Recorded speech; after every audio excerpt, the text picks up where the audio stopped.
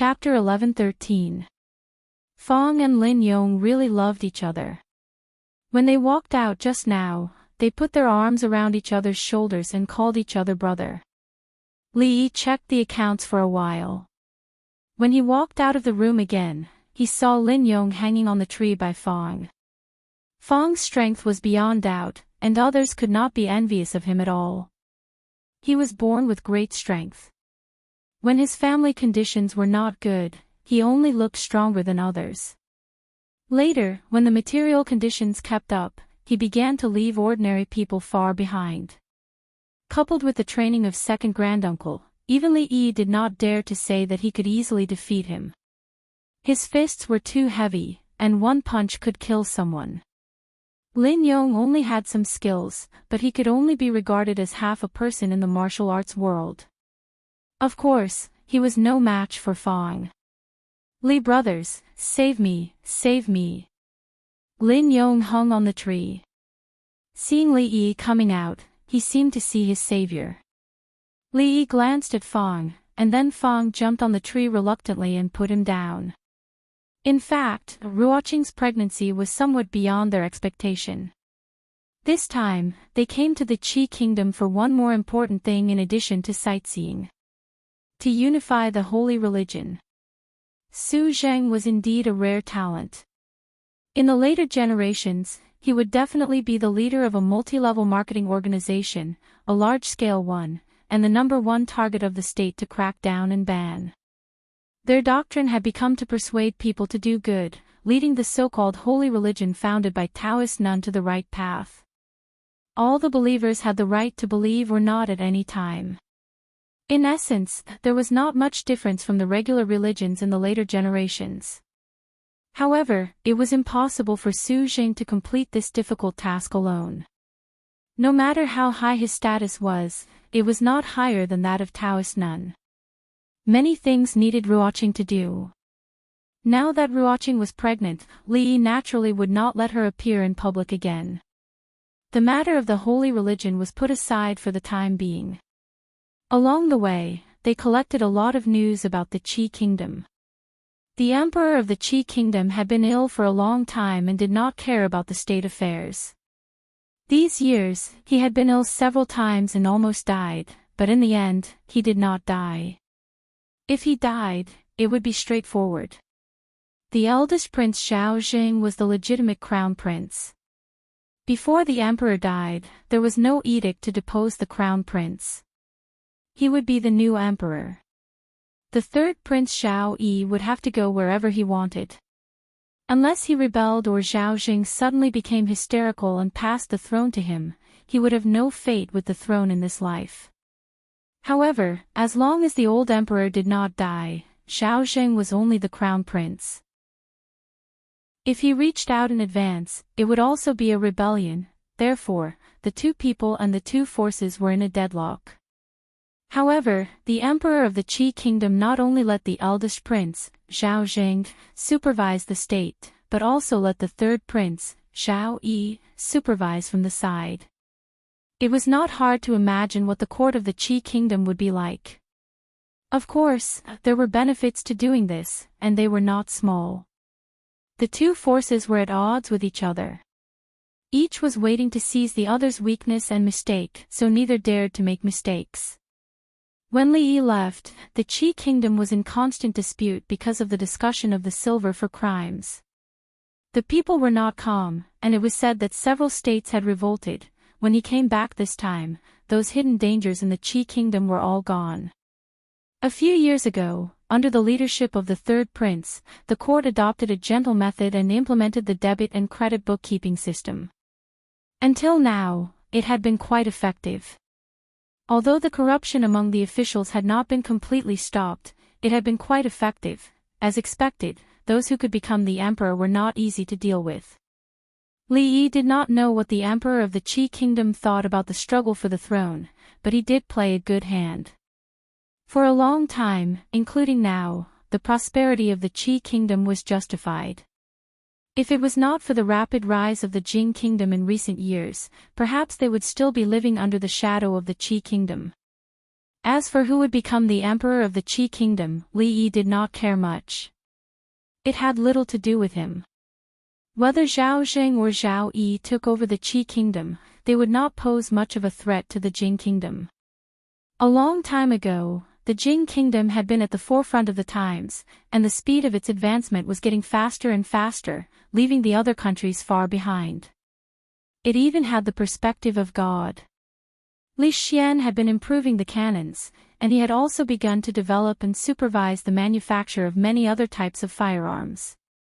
As long as they did not encounter an extremely fatuous emperor who overthrew everything they had done, the current Jing kingdom was not something that the Qi kingdom could catch up with even if it had one or a few wise emperors. Under such circumstances, of course, he hoped that Zhao Yi would be the one to take over.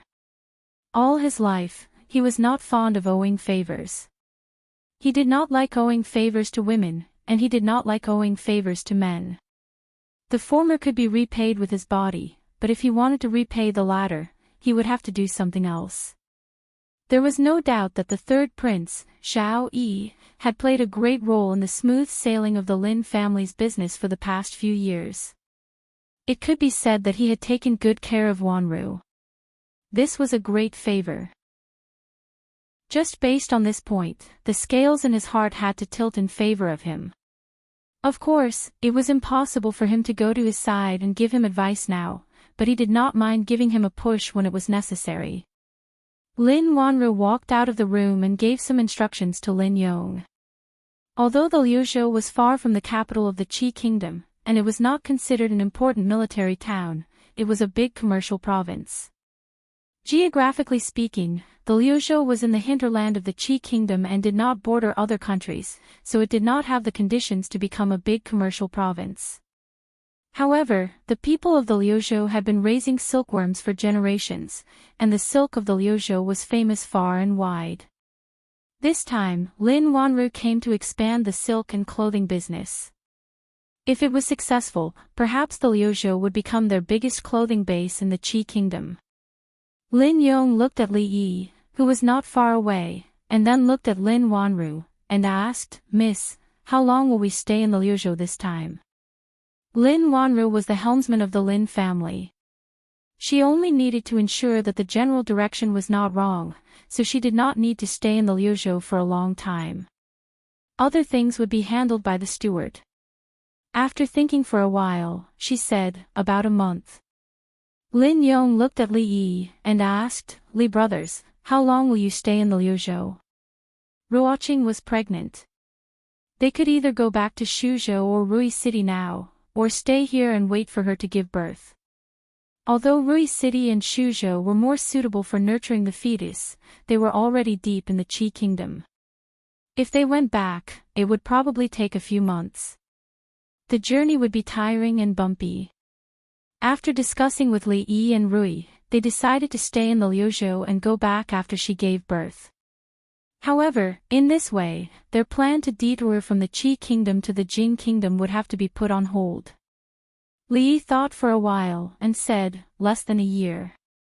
During this time, naturally, he would not only wait for Ruoqing to give birth, but also carefully plan the affairs of the holy religion and the business of the Qi kingdom. Miss Lin only planned to stay here for a month, but the Li brothers wanted to stay for almost a year.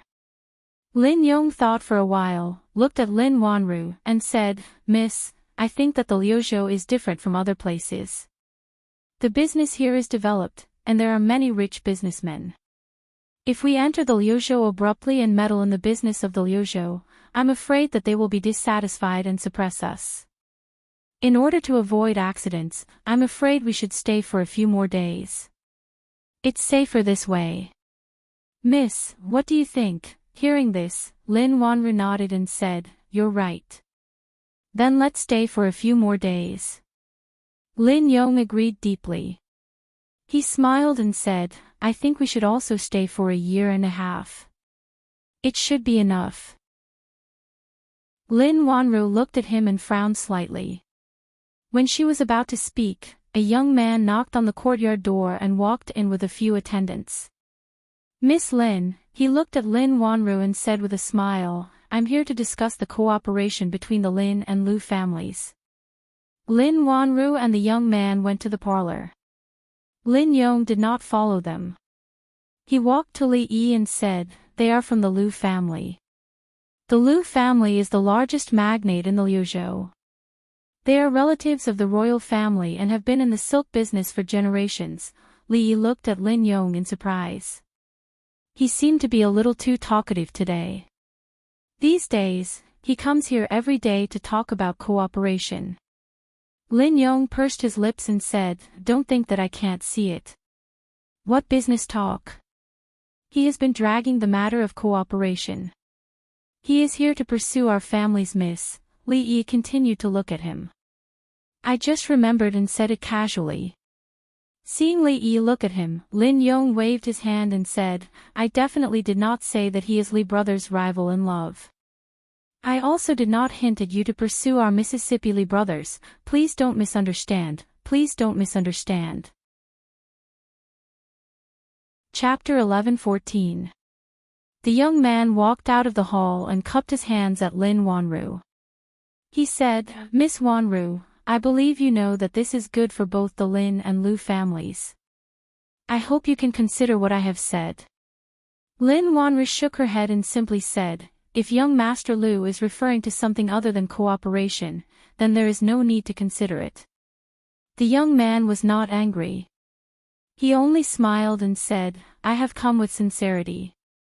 Miss Lin, there is no need to reject me. We still have some time, so you don't have to rush to answer." With that, he cupped his hands and left. When he left, his eyes paused on Li Yi for a moment. But it was only for a moment, and he slowly walked out.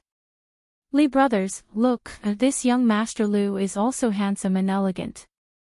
If you don't seize the opportunity," before Lin Yong could finish, he was dragged away by Fang with his mouth covered.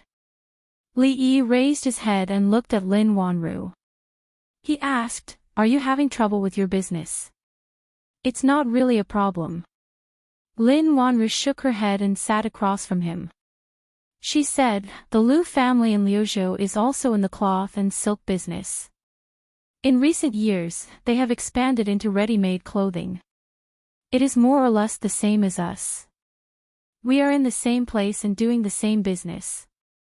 If we can't be friends, we can only be enemies. Moreover, Liuzhou is only so big. The big families have already divided the resources. It is not so easy for us to get another piece of the pie. They have the materials and the market. We have the technology. Cooperation is a win-win situation." Li Yi looked at her and asked, "You don't seem too willing. What they want is not just cooperation." Lin Wanru shook her head and said, "They want me to marry them." She looked at Li Yi and blinked. She said, "Manager Li, in the contract we negotiated, there is no such thing as selling myself, of course." Li Yi nodded and said, "Cooperation is cooperation, but this request is too much. We absolutely can't agree to it. We can stop doing business in Liuzhou, but we can't treat marriage lightly." "Not necessarily." Lin Wanru looked out the door and said, "The Lu family is a relative of the royal family and their influence runs deep. Their silk business is spread all over the Qi kingdom. Not only in the Lu province, but in other places as well. Although the Lin family has accumulated some wealth over the years and is praised by many, their foundation is still shallow. Without the protection of the third prince, they would be like duckweed in the water, willow catkins in the wind, at the mercy of others." Li Yi shook his head and said, "Marriage should be the result of two people liking each other. It shouldn't be some kind of exchange of benefits, and it shouldn't be a child's play.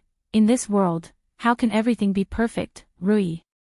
Lin Wanru smiled and said, "In this world, how many couples don't like each other? So what if they like each other? So what if they don't like each other? Isn't it all for life? Don't be so pessimistic. I'm only a few months younger than Sister Rui. Dwainer is already 5 years old now. He was a playmate of our neighbor when he was young. Our child just got engaged last month. She laughed self-deprecatingly and said, if I don't get married soon, no one will want me. The famous Miss Lin will have no one who wants you. Li Yi looked at her and shook his head. If you say that you want to get married, the number of men who want to marry you will probably line up from the Lu province all the way to the capital. Lin Wanru looked at him and asked, managerly, are you saying this because you want me to earn more money for the Li family for a few more years? The Lin and the Li are a family. Saying this makes us seem distant. Li Yi shook his head and said, fate is a strange thing. Sometimes, it happens just like that. Wanru, you are in the prime of your life now. Wait for another year or two, it won't be a problem, you make it sound nice. Lin Wanru raised her eyebrows and said, if you don't get married while there are still people who want you now, will you marry me in another 2 years if you really can't get married? After she said this, the two of them stopped talking. The atmosphere was a little awkward. You know, there are already 4 of us in my family now. It's a mess usually. Li Yi was the first to break the silence. He lowered his head and sighed. Lin Wanru couldn't help but laugh. She waved her hand and said, I'm just joking. Don't worry, I won't marry you. Her eyes were originally clear and bright, but at a certain moment, they seemed to have lost their luster. The family is already messy enough. It doesn't matter if you're one more. Li Yi raised his head and said, no one wants you anyway. Why don't you think about it when the time comes? Outside the courtyard, Lin Yong and Fong were sitting on a big tree. Looking at Li Yi who was being chased and beaten in the courtyard, Fong patted Lin Yong's shoulder and said, see, it's none of your business. Why were you in such a hurry just now? Lin Yong nodded guiltily and said, I'm sorry, I was wrong, learn more in the future. Fong lectured him seriously and jumped down from the tree. Lin Yong stared blankly for a moment, then glanced downwards and instantly felt dizzy.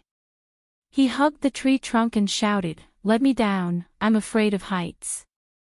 To Li Yi, the business in Liuzhou was dispensable. Even the business in the entire Qi kingdom did not mean much to him. The Li family's business was spread across all the prefectures in the Qi kingdom. He also had the tax revenue from Shuzhou and Rui City. The money he earned was enough. Not only was it enough, but it could also support Yang Liuqing in his rebellion. It was more than enough. He did not have any big ambitions, such as becoming the richest man in the world. If that was the only ambition he had, it was very likely that he had already achieved it. But since he was going to stay in Liuzhou for a while and had nothing to do, he would do some things while he was at it. If others wanted to fight for something, he did not mind playing along. The business expansion in Liuzhou was still in the preliminary stage, so there would not be any obstacles for the time being. Su Zheng's plan to unify the holy religion had encountered a big obstacle. Before Liuzhou, they had unified more than 10 prefectures and did not encounter too many obstacles. Perhaps this finally alerted the other party. The next few prefectures that Su Zheng brought people to could no longer be contacted. The headquarters of the holy religion was in the capital of the Qi kingdom. There were branches in most of the prefectures and prefectures in the Qi kingdom. These branches were managed by the elites of the holy religion. On normal days, they had one-way contact with the followers. When Su Zheng and the others went there, they did not contact these people. As a result, they could not get the list of followers. All their actions could only be put on hold. The Qi kingdom was much larger than the Wu kingdom and the Jing kingdom. It had nearly 100 prefectures and prefectures. They had only unified a dozen or so prefectures. After the other party was on guard, every step became extremely difficult. It would take a long time to unify one prefecture and one prefecture. Li Yi thought for a while, then borrowed Wanru's study room and began to write a letter. He wrote a few words on the envelope. To Su Tian. Chapter 11-15. They had to do things in a simple and straightforward manner. They had to solve the biggest problem with the smallest investment. The holy religion claimed to have 100,000 believers in the Qi kingdom. That was 5 or 6 years ago, and it was unknown how many there were now. Was it a big deal to persuade a multi-level marketing organization with 100,000 people to mend their ways and return to the right path? All they needed was a piece of paper to solve this big problem. In the final analysis, the only one standing in their way was the Taoist nun. Without a leader at the master level, the rest of the people were just a plate of loose sand. They were nothing to be afraid of. Unfortunately, Su was very interested in the Taoist nun. There was another person who was more interested in the Taoist nun than Su. He was more interested in the affairs between Su and the Taoist nun. Therefore, what he had to do was to send this letter. The situation in the Wu kingdom was good. Yang Liuqing and the others had already occupied nearly 20 states, which was enough to stand up to the imperial court of the Wu kingdom. Some powerful bandits, who had been observing for a long time, had been showing signs of taking sides in recent days. Outside the cities they occupied, countless people were looking forward to being liberated as soon as possible. They had won countless battles and stabilized the people in the states and prefectures they occupied and saved them from the chaos of war. Today, she had become the faith in the hearts of the people in the Wu kingdom. The chaos in the Wu kingdom wouldn't last for a few years. It seemed easy for them to rebel in the Wu kingdom, but in fact, there were many predecessors and descendants, and they didn't know whether they were predecessors or descendants. In short, in the 5,000 years of China, countless predecessors and descendants had paved the way for them. If it wasn't for the fact that the Wu kingdom could have a stable regime in the future, they would have been advancing unhurriedly. Relying on these past and future experiences, it was a shame that they hadn't been able to conquer the imperial city of the Wu kingdom until now. Life in Liuzhou was very comfortable. There were not many people here, and the scenery was beautiful. The river snail rice noodles were delicious. Li Yi had been to many prefectures, including those of the Jing kingdom, the Qi kingdom, and the Wu kingdom. These prefectures were neither the most prosperous in industry nor the most prosperous in commerce, but overall, they gave people a good feeling. The scenery was beautiful, and the prefectures were extremely clean. In his mind, the livability index of these prefectures could be ranked in the top 5 among all the prefectures. Lin Wanru and Lin Yong were not very familiar with Liuzhou, but since they were born in the Qi kingdom, they were more familiar with the place than Li Yi and the others. These days, Lin Wanru and Lin Yong brought them around. Li Duan liked to play. The main reason was that he didn't need to practice when he played. Moreover, he knew that when he went back this time, he would have to go to school with others. There wouldn't be many free and unfettered days. Old Fong was alone on this trip, but he wasn't when he was out having fun. His relationship with Lin Yong progressed rapidly. He often saw Lin Yong asking him for advice with a sincere face. It seemed that ever since he was hung on the tree by Fong, the two of them often got together, and no one knew what they talked about. Wanru was no longer considered an outsider in the Li family. Before Zuamo and Ruoqing came into the family, she got along very well with Rui and Rui. She was one of Mississippi Lu's few friends. The friendship between the two had been forged several years ago. The last time they were in the capital, she even taught Rui how to read poetry. It seemed that from then on, Mississippi Lu only started to take the initiative to learn. Liuzhou was not big. They would occasionally go out for a walk. In half a month, they had visited all the places, and there was no good place to go. Once people stopped, they would always want to find something to do. But this place was different from the Jing kingdom. There weren't so many opponents who took the initiative to make trouble. It was also different from the Wu kingdom. They couldn't casually rebel, and the days gradually began to become boring. Fortunately, there was Lin Yong to talk to him often. He didn't know if it was an illusion, but he always felt that after hanging out with Fong for a period of time, Lin Yong began to talk more. And as he chatted, the topic would always turn to Lin Wanru. Our miss likes to eat sweet things since she was young. When she was young, she ate bad teeth. Later, she slowly changed. But she usually likes to eat some pastries. Lin Yong almost watched her grow up. Naturally, he knew her character and preferences very well.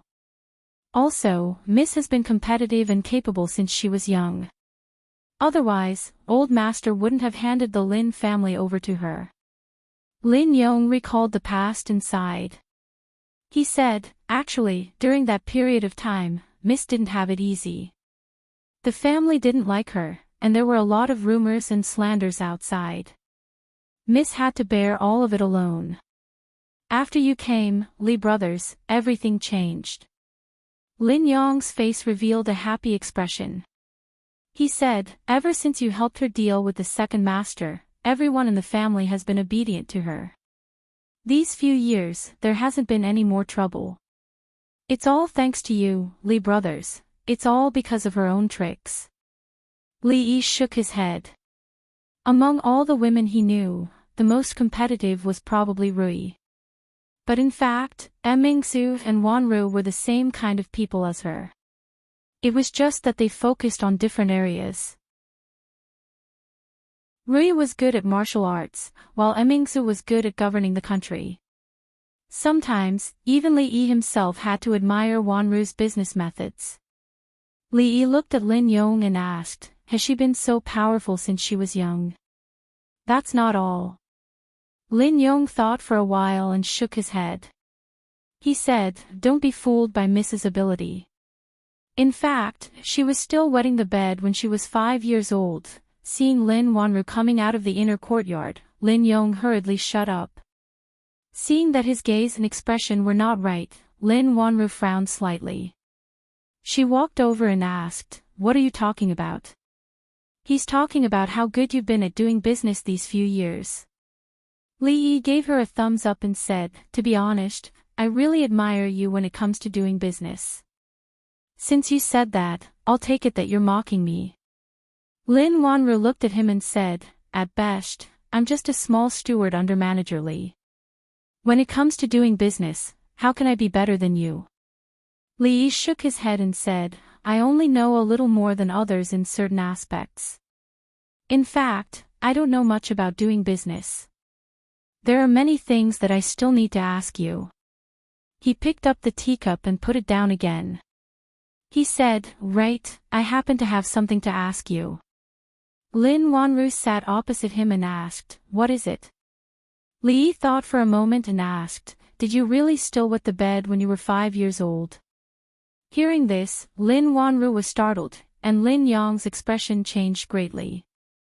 Lin Wanru took a deep breath, her chest rising and falling a few times. She almost crushed her teeth and squeezed out 2 words from between her teeth, Lin Yong. Judging from the speed at which Lin Yong escaped, he should have been sparring with Fong recently. His skills were clearly much better than before. Seeing that her face was already red, Li Yi hurriedly said, it's nothing. Lin Yong just mentioned it in passing. I'm not afraid of you laughing at me, but actually, when I was young. She probed, when you were 5 years old, you still wet the bed. Looking at Miss Lin's expectant gaze, Li Yi shook his head and said, no, I stopped wetting the bed when I was 1 year old. When Lu Luo stepped into the courtyard, he saw such a scene. The legendary woman of the Lin family, who had always been indifferent to men, was blushing as she stretched out her hand to hit another man. Of course, anyone with a discerning eye could see that it was a hit, in a flirtatious manner. He had come here many times under the guise of discussing business, but Lin Wanru had never treated him like this. With just one look, he felt a strong sense of jealousy towards that young man. He took a deep breath and calmed himself down. With a smile on his face, he stepped forward and said, Wanru, have you thought about the matter I mentioned last time? Lin Wanru glanced at Li Yi who was beside her. He was still angry about what had happened just now. She said angrily, I'm just a small steward. If young Master Lu has anything to say, it's better to discuss it with my family's shopkeeper. Shopkeeper? Lu Luo was startled. Your family? Li Yi stood up and looked at the young man in front of him. He said, Li Yi, her family's shopkeeper. We can talk about cooperation, but I won't marry. Chapter 11:16. The Lin family of Feng Prefecture was only a new family in the Qi kingdom. The so-called new clans were naturally different from the Lu clan, which had been around for hundreds of years and had a deep foundation. In terms of prestige, wealth, and influence, the Lu clan, which had been around for generations, was far superior to those nouveau riche clans. In their eyes, the Lin family and the Qian family, which had been in the limelight for the past few years, were all nouveau riches. The wealth that they had accumulated in a short period of time might be comparable to that of a big family like the Lu family. However, their foundation was shallow, to the point that they had no foundation at all. If the Lin family and the Qian family were not backed by the third prince and the Lu family was also one of the third prince's supporters, he would not have been so polite to them. At least, in the territory of Lu Prefecture, the Lu family did not have to be polite to anyone. He had put down his pride and visited the Lin family several times with great sincerity. He had already given the Lin family enough face. However, what Lin Wanru did just now was rubbing his face on the ground. If the head of the wealthy Lin family was only a lowly steward, who else in the world could be called a shopkeeper? This was an insult to him. Lu Luo stopped smiling and said calmly, Miss Lin, the Lu family came with sincerity. I hope you won't play this kind of joke on me. Lin Wanru shook her head and said, I'm not joking. This is really our shopkeeper. If that's the case, then there's nothing else to talk about. Lu Luo stood up and said this. He turned around and left. Although he did not say much, Li Yi could still feel his strong resentment as he walked out of the door. Li Yi looked at Lin Wanru and said, It's over. You've offended the local bully. If he holds a grudge and seeks revenge, it will be difficult to do business in Lu Prefecture. What should we do then? She sighed and said, Lu Prefecture is not like Feng Prefecture. We have no one to rely on here. We can't win against them, what's there to be afraid of? Lu Zhou isn't even surnamed Lu. Do you think they'll chase you out? Although Lu Zhou's surname isn't Lu, it isn't Lin either, Li Yi thought about it carefully and said, that's not necessarily true. If you carefully consider what happened last time, it might be possible to let it have the surname Lin. Lin Wanru looked at him and asked, what happened last time? Mississippi Lu walked over from behind and stopped beside him. She asked, what happened last time? Last time? What happened last time? Li Yi thought for a moment and said, it doesn't matter what happened last time. Anyway, don't worry about the Lu family. We have a strong foundation in Lu Zhou. We're not any worse than them. Don't worry, fortunately, the branch of holy religion in Lu Zhou was already under his command. To put it in a small way, he had a certain foundation in the masses. To put it in a big way, he had a certain foundation in rebellion. He was not even afraid of Lu Zhou's government. Why would he be afraid of a mere Lu family? The Lu family. A young man looked at Lu Luo and asked, she refused. Lu Luo's face was gloomy. He nodded and said, the Lu family is a small temple. It can't accommodate a big Buddha like the Lin family.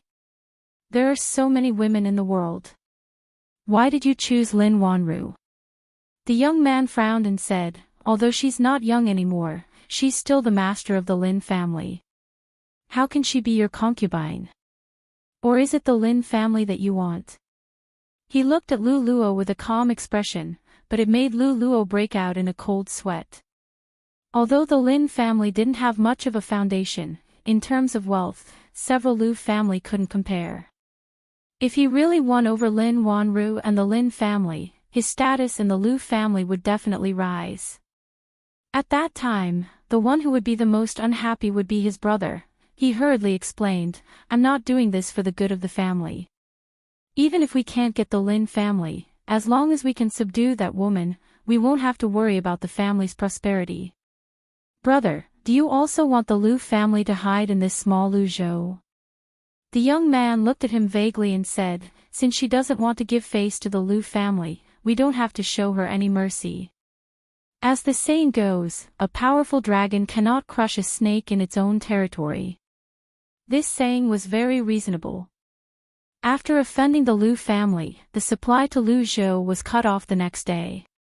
This time, they came to Luzhou because the textile industry in Luzhou was developed. It was the largest producer of silk in the Qi kingdom.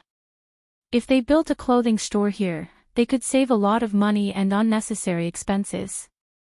In this way, they had to rely on the supply from Luzhou. This was a win-win situation for both parties. Before Li Yi and the others arrived in Luzhou, countless merchants had come to them to seek cooperation. They were almost crying and begging to hitch a ride on the Lin family's wagon. In the past few days, those merchants who had reached an agreement with each other sent their stewards over. They used various reasons for the lack of supply to terminate the cooperation. At first, considering that the store was still in the construction stage and the details had not been decided, they did not sign a contract. These merchants regretted their decision at the same time. Several stewards went to many other merchants and received the same answer.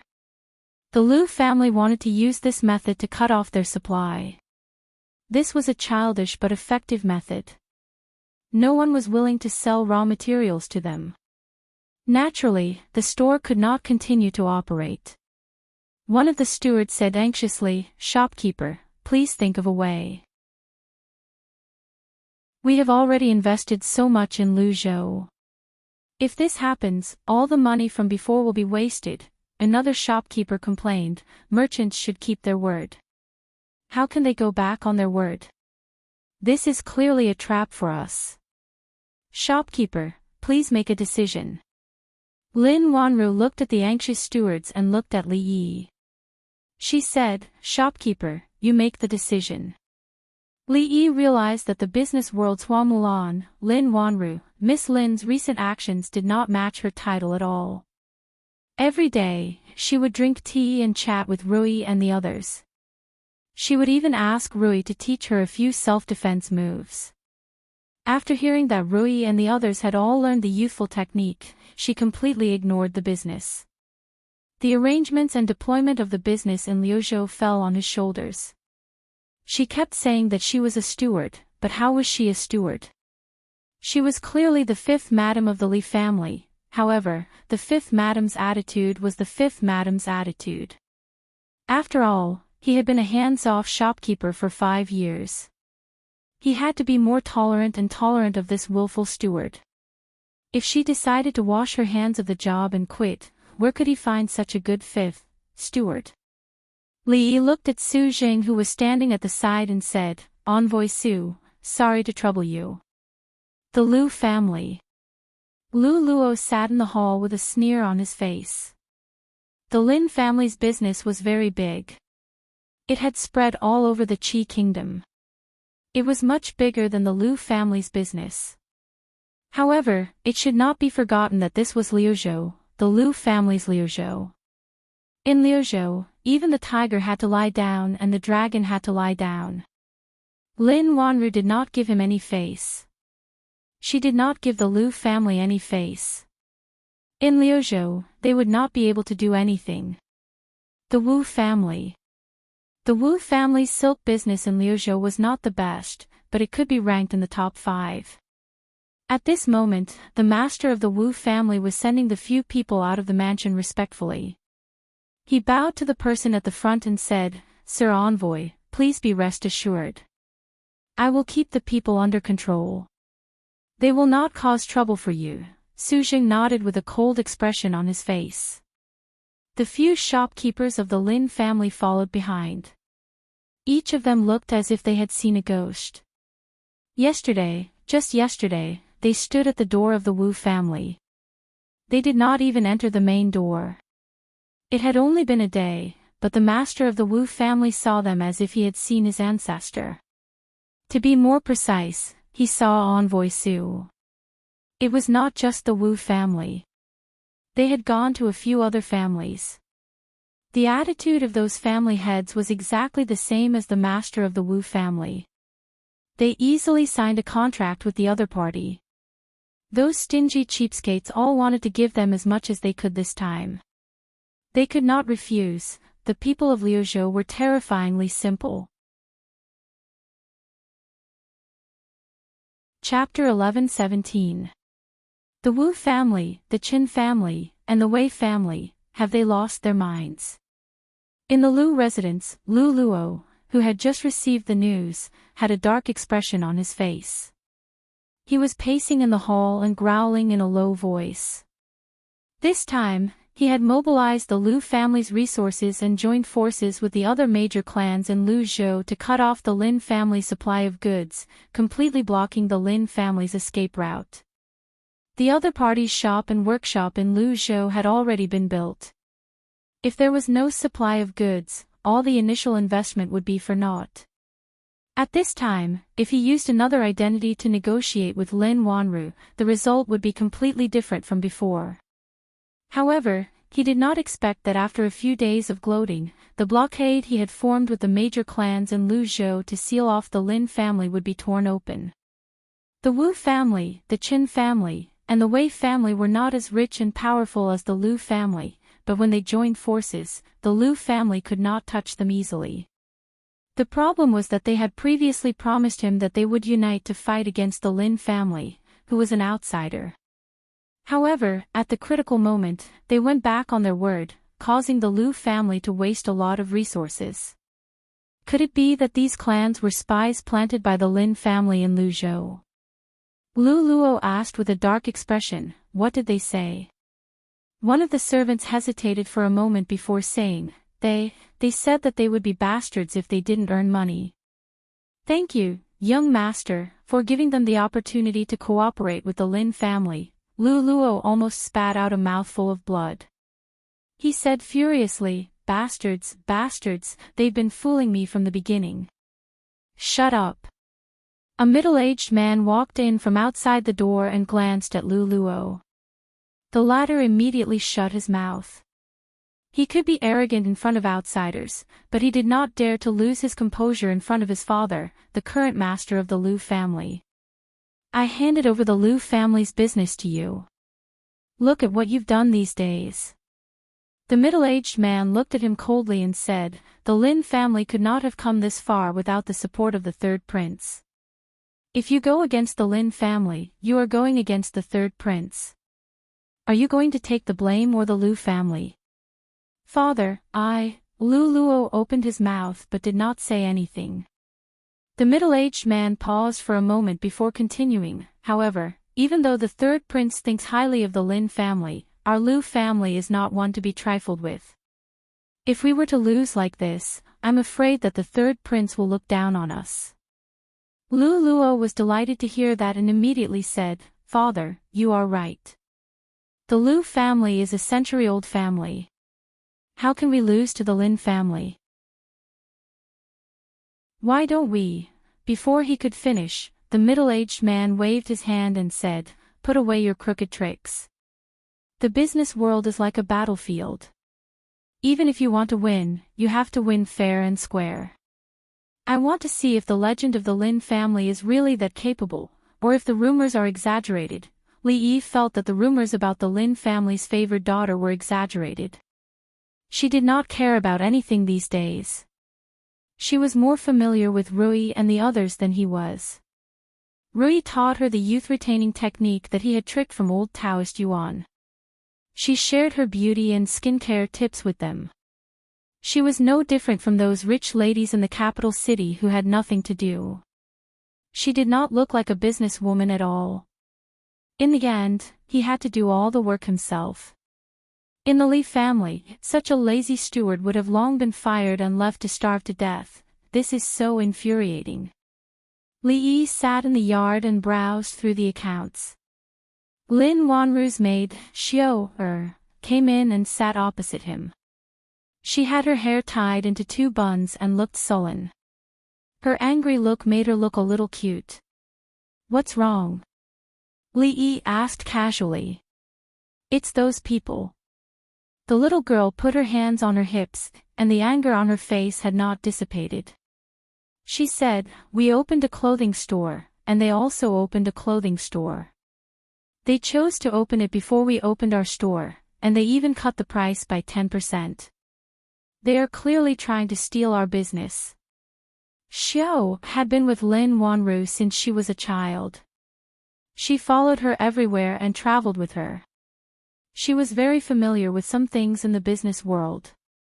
However, her mentality and character were still not used to the business world. A business war was a war without gunpowder. A large-scale business war, in terms of influence and power, was not inferior to a war. The difference was that a war was a real one. After the war, there would be a lot of corpses. After a business war, there would often be no bones left. If they do this, when we open in 2 days, there will be no customers. The little girl wiped her tears. She had been following the business expansion in Liuzhou from beginning to end. She had worked so hard for so long, but in the end, the peaches were taken by others. She felt so wrong that she was about to cry. Li had a headache when he saw the girl cry. He hurriedly said, "Don't cry, don't cry. It's just stealing customers. I will teach you a trick that can definitely steal all our customers."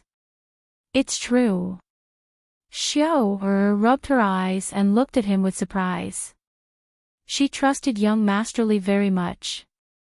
Sometimes, she even trusted him more than she trusted her own Mississippi. Because when her miss encountered something she could not decide, she would also listen to Li. "Don't worry about it." Li put down the account book and said, "Let's talk about something else first." "Xiao, how old were you with your miss?"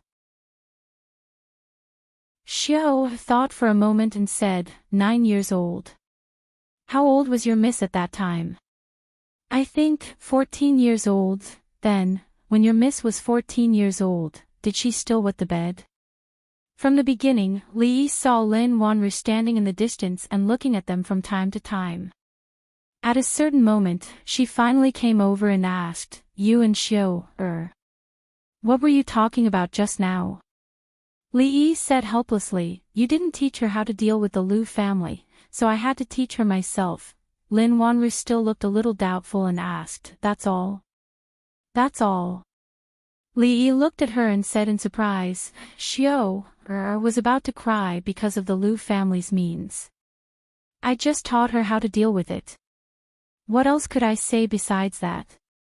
I can't say that you still wet the bed occasionally after you were 10 years old, can I?" Lin Wanru was stunned, and then her face began to blush and blush. Generally, people would not wet the bed after they were 1 or 2 years old, but before she was 14 years old, this kind of shameful thing would happen occasionally. This embarrassment lasted until she was 14 years old and then disappeared completely.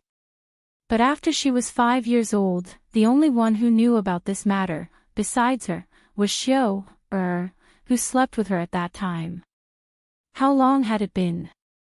The two closest people around her had actually betrayed her at the same time. Xiao, she clenched her teeth and turned to the inner courtyard.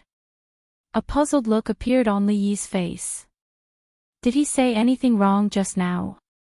What's the point of venting your anger on Xiao, If you have the ability, come at me. In the Lu family, Lu Luo held a piece of paper in his hand and asked uncertainly, "Do they really give this kind of thing all over the street?" The servant nodded and said, "Yes, young master. The shopkeeper and the shop assistant of their shop have a thick stack of it in their hands. They give it to everyone they see. The one in my hand was forced to me by them. It is said that they also recruited people and gave them 10 copper coins a day." Lu Luo looked at the paper in his hand and said with a smile, "They cut the price by 10% on the first day, by 20% on the second day, by 30% on the third and fourth day. Half a month later, they actually cut the price by 90%. He put the paper on the table and said mockingly, they cut the price by 10%. Why didn't they give it away for free? The Liu family gave 10% of the profit, so the number of customers in the shop had multiplied over the past few days. They had the idea of small profits but quick turnover.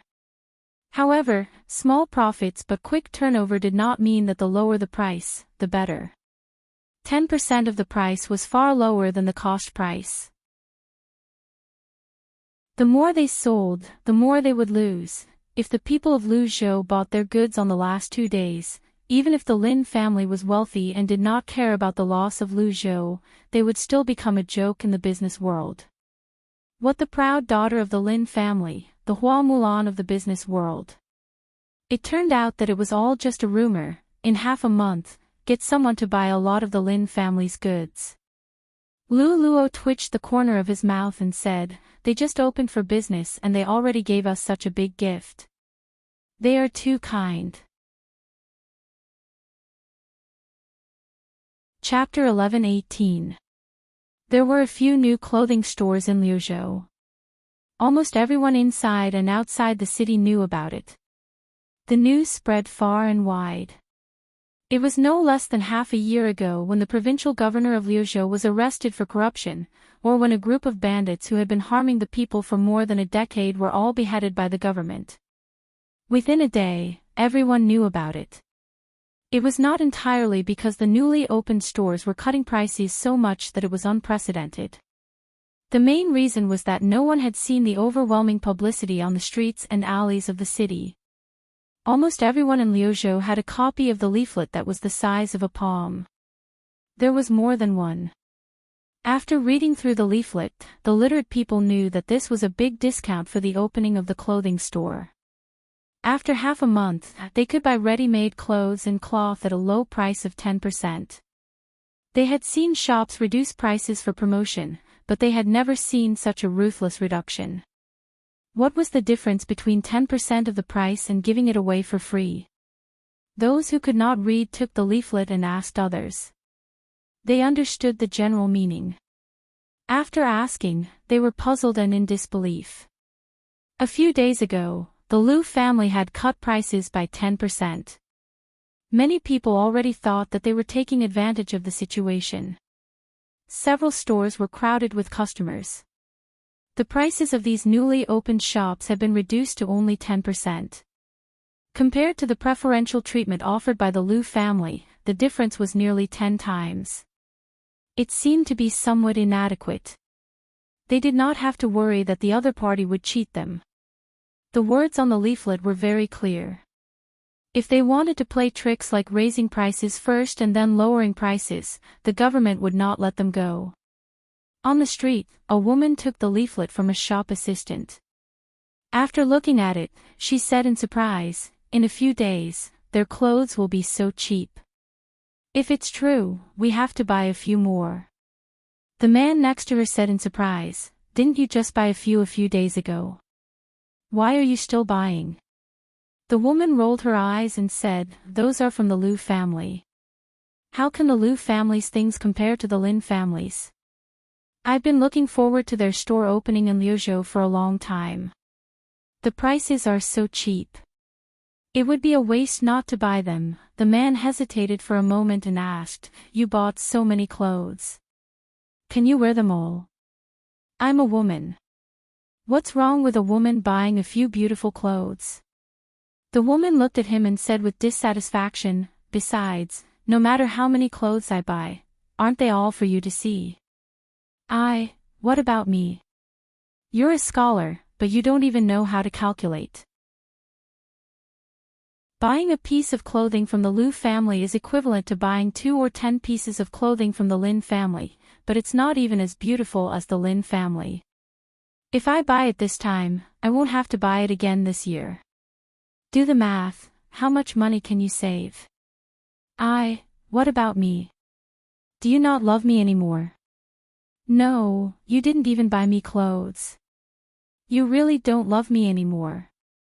Did you fall in love with some vixen? Then let's buy it," the man sighed.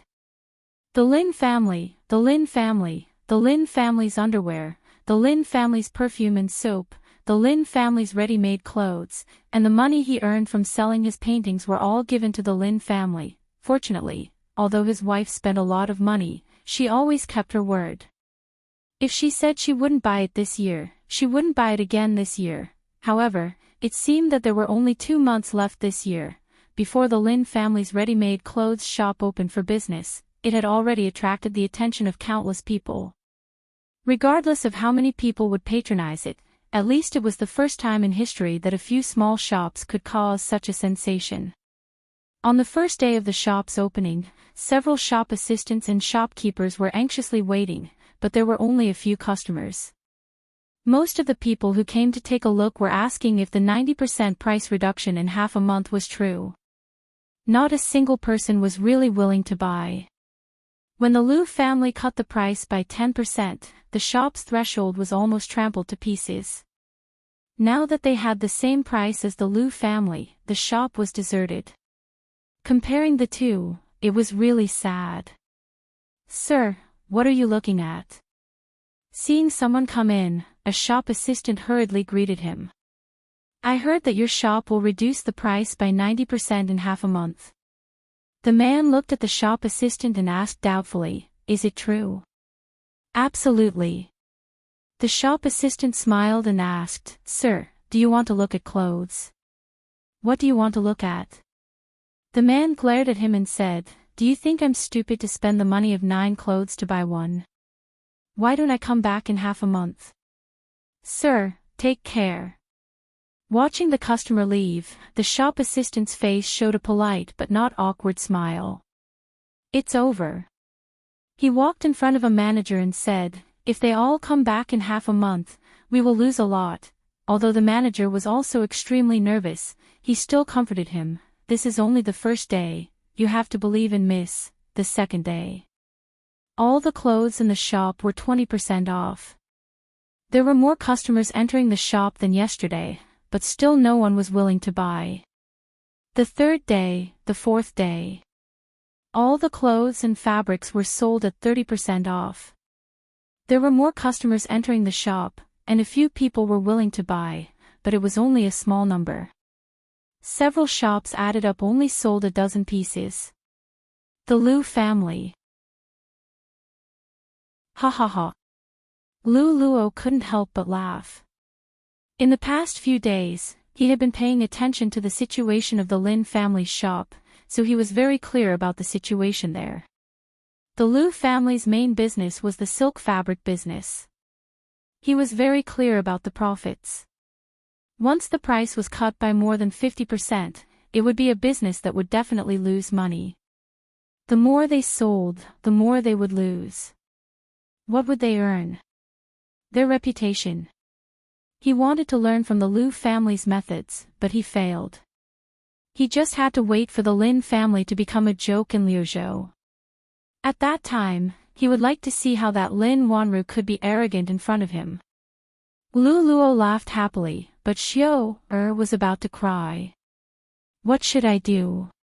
She anxiously paced around in the yard. This was the fourth day. More and more people entered the shop, but only a few were willing to buy. If this continued, the price would continue to drop, and they would lose money. Li Duan ran over with 2 candied haws in his hands. He handed one to her and said, "Sister Xiao, don't worry. This candied haw is for you." Xiao was not in the mood to eat the candied haw, so she returned it to Li Duan. Li Duan couldn't eat too, so he reached out and handed it to her again. "Aunt Lin, this is for you." "Thank you, Duaner." Lin Wanru didn't refuse.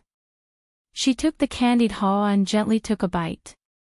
She looked at Xiao and said, "Don't worry. You'll know tomorrow." Li knew that there was still someone who understood him. The 60% discount was actually a critical point, and this had been proven in the future. Not everyone had the patience to wait for half a month. The discount price seemed very tempting, but in fact, before that, all the goods would be sold out at around 50% off. In fact, it was up to the merchants themselves to decide whether the goods were sold out or not. At that time, the Lin family had quickly opened up the market in Lu province. They used some marketing tactics from time to time. The Lin family ate the meat, while the Lu family and other families could only drink the soup. When they were in Feng province, he had already taught Miss Lin about these tactics. If she hadn't been busy learning how to be beautiful from Rui, she wouldn't have had to do it herself. She could have completely destroyed the Lu family. In comparison, the tactics he taught Xiao, this time were very gentle. Two women walked out of a clothing shop in the Lin family. The woman on the left looked back and said, "That fairy dress is so beautiful. I must buy it when it's 50% off." The woman on the right smiled and said, "Great, I like it too. It'll be 50% off in 2 days, so we can buy 2 different sets. We'll come again on that day, sure." That's settled then. The next day, all the goods in the Lin family's clothing shops in Lu province were sold at 40% off. Early in the morning, when the sky was just beginning to brighten, the two women met again at the entrance of the shop. One of them looked at the other and said, "Didn't we agree to come together the day after tomorrow?" The other woman looked embarrassed. "I'm just here to take a look." The woman was silent for a moment before she asked, "Don't tell me you're going to snatch that fairy dress from me." "I saw you looking at it for a long time yesterday," the other woman said unhappily. "What do you mean by yours? It belongs to whoever gets it first." Behind them, the crowd had already blocked the entire street. "Open the door. It's already so late. Open the door. That's right. This is how you do business." Someone could not help but step forward and knock on the door. "Open the door. Open the door." One of the workers yawned and opened the door a little. When he opened his eyes, he was stunned. The next moment, he closed the door without hesitation. His face was filled with fear as he shouted, "Shopkeeper, something bad has happened. Someone wants to destroy our shop." Chapter 11:19. "Everyone, please line up outside. Don't push, don't push. There are too many customers, please forgive us. The supply is limited, each person can only buy 5 pieces at a time, 5 pieces at a time." Even though they were greatly understaffed, there were still a few workers maintaining order at the entrance of the clothing stores. Outside each store, there was a long line of customers. Even in the stores on both sides of the same street, the customers lined up together. 2 days ago, when the Lin family store reduced the price by 30%, many people were still in a wait-and-see state. After all, the price would be reduced by 10% every 2 days, and no one wanted to spend more money for nothing. But today, when the price was reduced to 60%, everyone couldn't sit still. Although after 10 days, they could buy the goods at the original price at 10% lower, the problem was, before that, what if the goods they liked were bought by others? 60% was already an unimaginably low price. If they were one step late, the goods in the store would be sold out, and what was the use of 10% lower price? This led to the prosperity of several stores today. Inside the shop, the smiles on the faces of all the employees and stewards never disappeared. The depression and worry of the past few days were swept away at this moment. If there were as many customers tomorrow as today, they wouldn't even have to wait for the day when the price would be reduced by 50%, and all their goods would be sold out tomorrow. This time, Xiao was in the mood to eat candied haws. She held a hawthorn and a fruit assortment in one hand, looked at her miss and said happily, "Miss, you are really clever. How did you know that the customers today couldn't help it?" Only then did she know why her miss asked several stewards to urgently transfer goods to the neighboring states of Lu province a few days ago.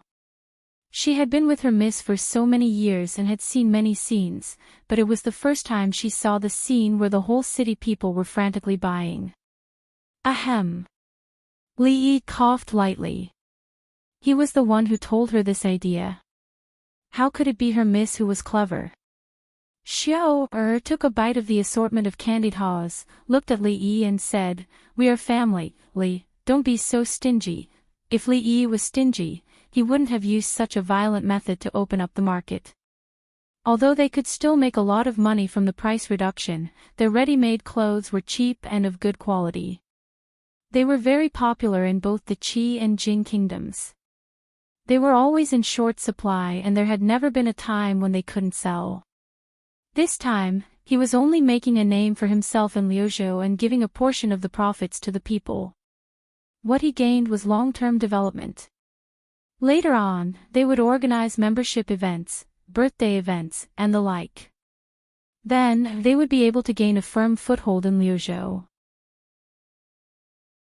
To be honest, Li did not care much about the business in Lu province or even the Qi kingdom. However, it was different for Xiao and Lin Wanru. He had no choice but to do something since he had nothing to do anyway. However, there were people who cared more about the Lin family's business in Liuzhou than him. Lu Luo had just returned from outside. His face was frighteningly gloomy. He had just gone to the Lin family's shop to take a look. The street was filled with people. As he walked through the crowd, his wallet and the jade pendant on him had been stolen.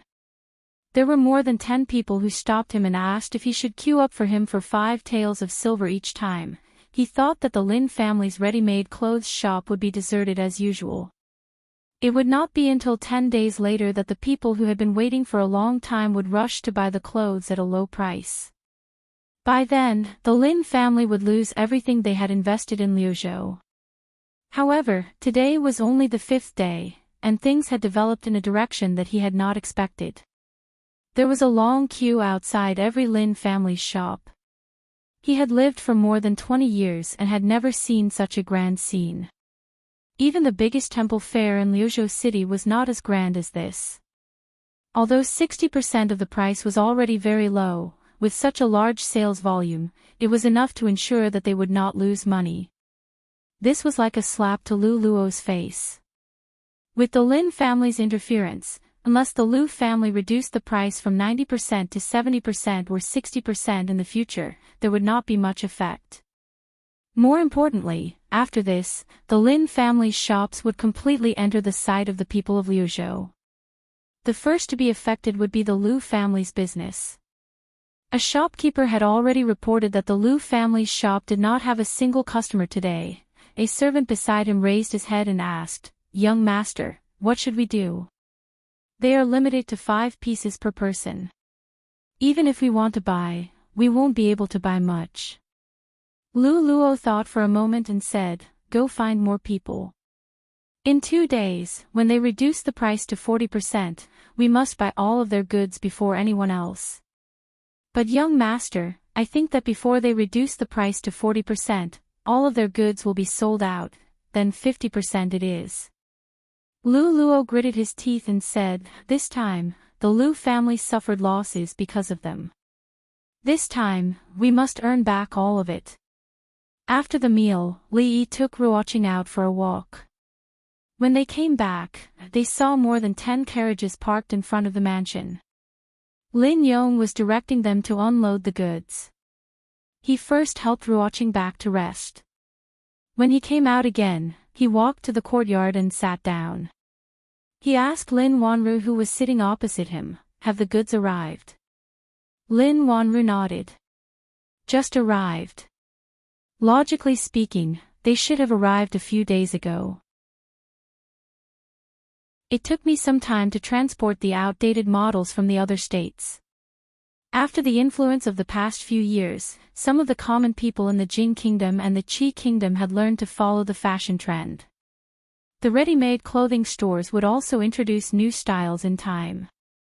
Those outdated styles would be eliminated and lowered to a lower level. Then, they would target the low-end market and sell them at a low price." Li Yi thought for a moment and looked at Lin Wanru. He asked, "You're not thinking of canceling the limit of 5 pieces per person, are you?" "Not at all." Lin Wanru shook her head and said, "I just feel that 5 pieces is too few. Many customers have objections.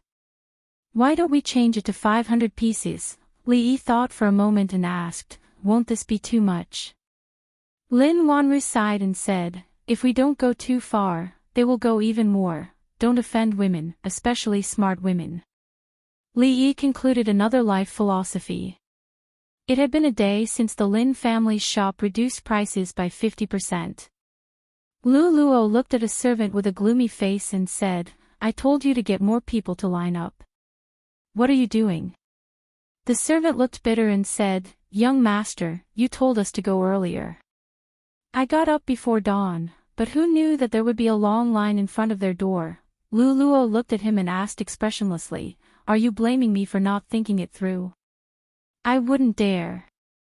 The servant hurriedly shook his head and said respectfully, young master, from tomorrow onwards, each person can buy at most 500 pieces.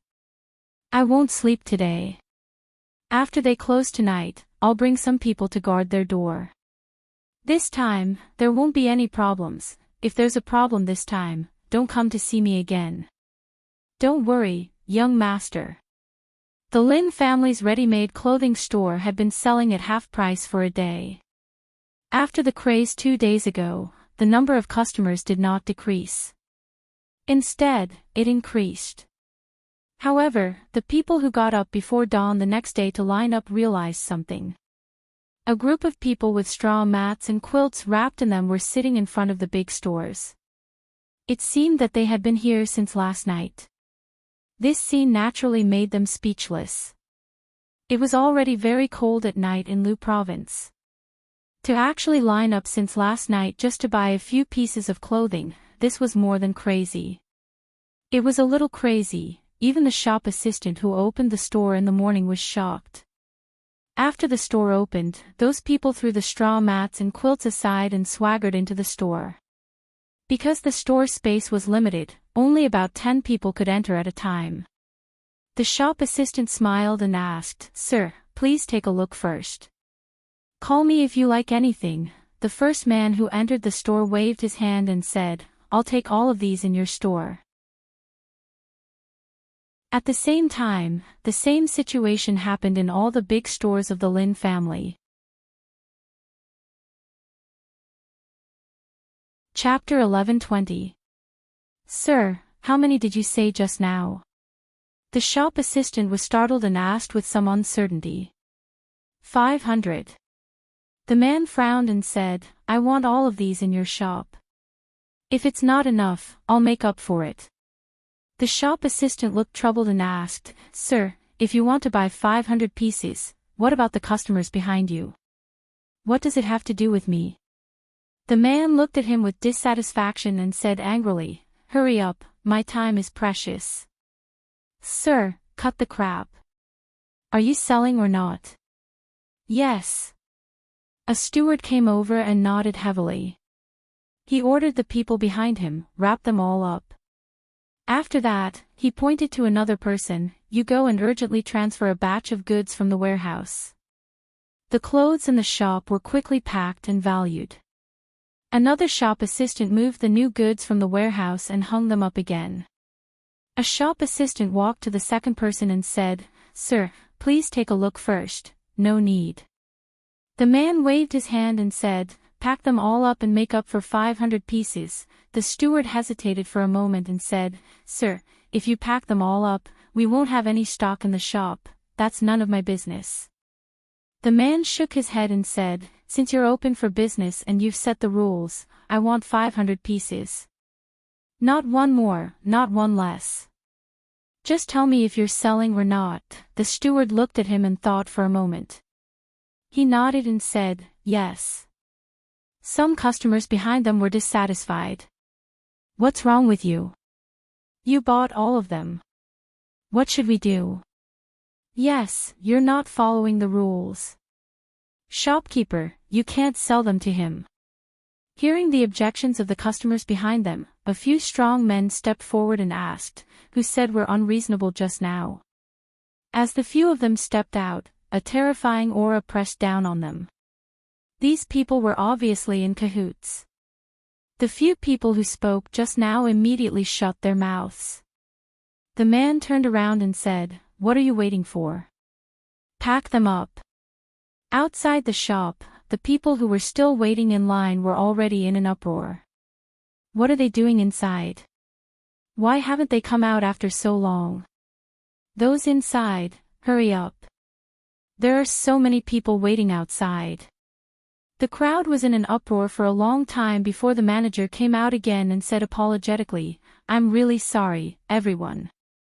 All the stock in this store, including a batch of goods that were urgently transferred from the neighboring province, have been bought by the previous customers." A shop assistant came out and placed a sign that read, "Sold out," at the entrance of the hall. There was a moment of silence in the crowd, followed by a monstrous uproar. What is this? We came here before dawn to line up, and now you're telling me there's no stock. The shelves were full just now. There were only a few people in front, but they've all been bought out. Who are they trying to fool? Amidst the excitement of the crowd, someone moved the huge box out and onto a carriage that had been prepared in advance. I know that man. Isn't he a steward of the Liu family? Someone suddenly exclaimed. That's impossible. The Liu family has their own clothing store. Why would they buy it here? What's impossible about that? If it were me, I'd do the same. Anyway, the things here are cheap. If we buy them and sell them at a higher price, we'll make a huge profit. The Liu family is so shameless. When did the Liu family stop being shameless? It was not difficult to guess the Liu clan's plan. The people who had woken up early to line up, only to be fooled in the end, felt indignant. However, due to the Liu clan's influence in Liuzhou, they did not dare to argue with them. They could only curse in their minds. Someone looked at the steward and complained, "Yesterday and a few days ago, we had 5 pieces per person. If 5 is too little, you could have changed it to 10. Now, the Liu family has taken all of them. What should we do now?" The steward comforted them and said, "Don't worry, everyone. Our store will release a new batch of ready-made clothing in the near future. By then, the price of the old clothes will be reduced by 60%. You're welcome to buy them." Although the crowd was still dissatisfied, they could only disperse after hearing the steward's explanation. Although they didn't manage to buy them today, they would be able to buy them at a slightly lower price in a few days, so their efforts wouldn't be in vain. They could only blame themselves for not coming earlier. Even if they had come 1 or 2 days earlier, they wouldn't have ended up like this. Of course, they also had to blame the black-hearted Liu family. In order to make money, they actually used such shameless means. Only a fool would buy clothes from the Liu family. However, the new ready-made clothing from the Lin family was worth looking forward to, the new ready-made clothing that hadn't been released yet, but Li Yi had already seen it. The style of the clothes was designed by him and Zue Mo together. After the first batch was produced, Rui, Zue Mo, Ruoqing, and Lin Wanru had personally tried them on. They were of various styles, which really made him feel addicted. Unfortunately, Rui didn't seem to be very interested in the new clothes. She usually wore plain clothes, which hadn't changed over the years. As expected, the Liu family really bought a lot of goods. However, what they didn't know was that those were all old and outdated goods. The sales of their ready-made clothes had always been very good. These outdated goods were temporarily put together by countless stores in several states. If it was in a big city like the capital or Qing and prefecture, people with a little bit of status would be laughed at if they went out wearing such outdated clothes. Those goods used to be sold at 20% or 30% off, but now they could be sold at 50% off. They had to thank the Liu family for dumping them all at once. This time, I have to thank the Lin family. Lu Luo had a victorious smile on his face. Although the development of things had deviated from what he had imagined, he still felt some sense of achievement in his heart to be able to make the Lin family suffer such a hidden loss. The head of the Liu family walked in from outside. Lu Luo smiled. "Father, don't call me father." The middle-aged man looked at him with a sullen face. The reputation and credibility that the Liu family has accumulated for hundreds of years were almost destroyed in your hands. This is all because of you. The smile on Lu Luo's face froze. What did I do? Tomorrow, reduce the price of those goods you robbed by 20% and sell them cheaply. This way, we can still save some of the reputation of the Liu family. The head of the Liu family looked at him with disappointment on his face. He waved his hand and said, "From today on, you don't have to worry about the business of the Liu family anymore." Lu Luo was shocked and anxious. "Father, why?" The head of the Liu family shook his head. "You are not suitable to do business. The one in the Lin family is much more powerful than you and I can imagine. No wonder the third prince is so protective of the Lin family. This time, he even personally sent a letter to the provincial governor, asking him to take care of the business of the Lin family in Lu province." The third prince personally wrote a letter. After a while, Lu Luo's face turned pale and he slumped on the chair. The Lin family, Lin Wanru. He clenched his fists and gritted his teeth so hard that they almost broke. After a while, he stood up slowly and said in a hoarse voice, "Come, Brother Fong, when are you free? Teach me a few moves." In a shop, Lin Yong sat next to Fong. After thinking for a long time, he finally spoke. On the surface, the Liu family didn't seem to be doing anything. However, in the past few days, there had been people coming to the shop to make trouble. It was probably their last resort. He knew that he had some skills. However, after interacting with Fong recently, he deeply realized how big the gap between them was. Before Fong could answer, the shop suddenly became quiet. Lin Yong turned around and saw several people walking in.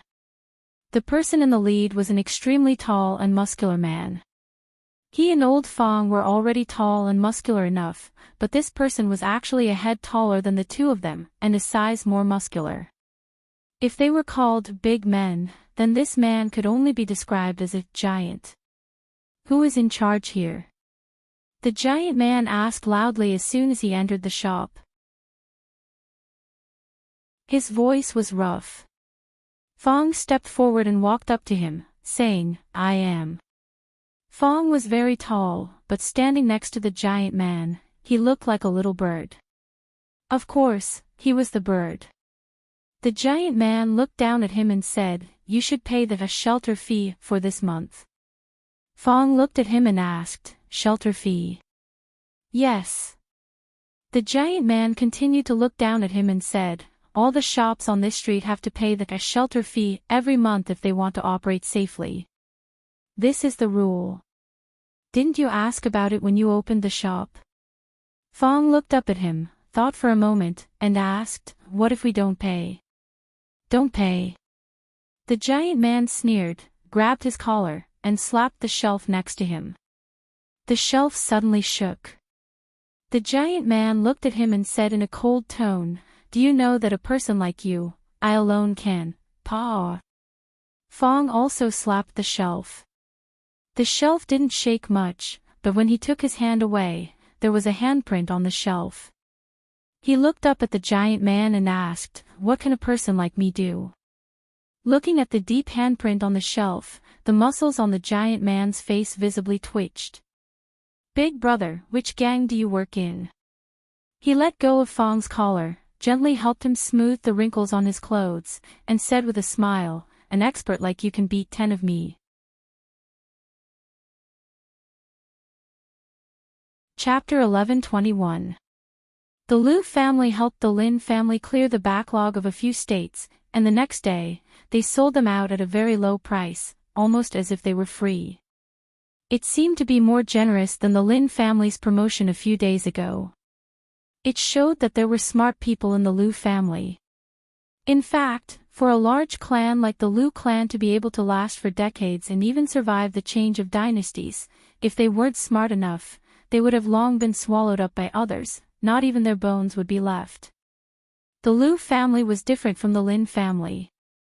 The Lin family was a pure business family, while the Liu family only dabbled in business to accumulate wealth and support the family to do more important things.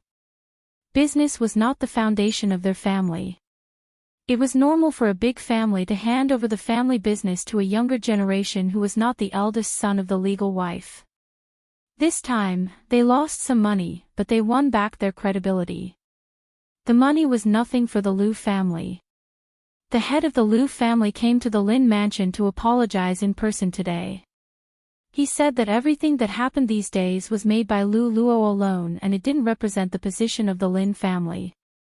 He had punished Liu Luo severely and hoped that the Lin family wouldn't take it to heart.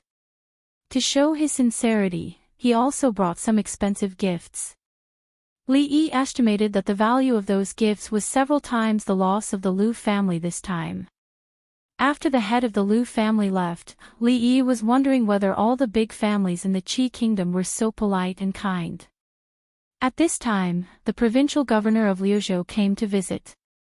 Although the provincial governor didn't bring any gifts, his attitude was better than that of the head of the Liu family. He said that if the Lin family encountered any difficulties in Liuzhou, they could just ask him. As the governor of Liuzhou, he would never let the Lin family suffer. Li Yi didn't believe that the head of the Liu family and the provincial governor came to show goodwill to the Lin family because they had nothing better to do. There must be some other reason. Lin Wanru walked over and sat opposite him. She said, "These years, almost every time the Lin family went to a province, it was like this. Every time we go to a province to expand our business, the third prince will personally write a letter to the provincial governor of that province. Among these people, there are people who are originally on the third prince's side, and there are also people who are not willing to offend him for these things. Thus, in the past few years, we have traveled all over the Qi kingdom without meeting any major obstacles." Lin Wanru looked at him and asked confusedly, "What did you say to the third prince when you left Fengzhou?" "Nothing." Li Yi said in surprise, "I just asked him to take care of the Lin family." These years, the third prince had done more than just take care of the Lin family. Lin Wanru stared at Li Yi. She didn't believe that the third prince would spare no effort to support the Lin family just because of what he said years ago. Maybe it's because I helped him before. Seeing that Lin Wanru was looking at him, Li Yi thought for a while and said, "Once, your first prince sent an envoy to the Jing kingdom, saying that he wanted to unite with our princess royal by marriage. The princess royal is very good at governing the country and is very important to the Jing kingdom. Of course, I didn't agree. You also know that if Xiao Xing marries the Jing kingdom, the third prince will have no hope at all. I helped him indirectly that time. I think, maybe it's because of this reason." In detail, Li Yi and Zhao Yi weren't considered friends. Back then, Zhao Yi brought a group of subordinates to humiliate the Jing kingdom, but Li Yi returned the favor. However, not only did Li Yi not hate him, but he treated him with respect everywhere. This was a person who truly did great things. Zhao Yi was really a person with charisma.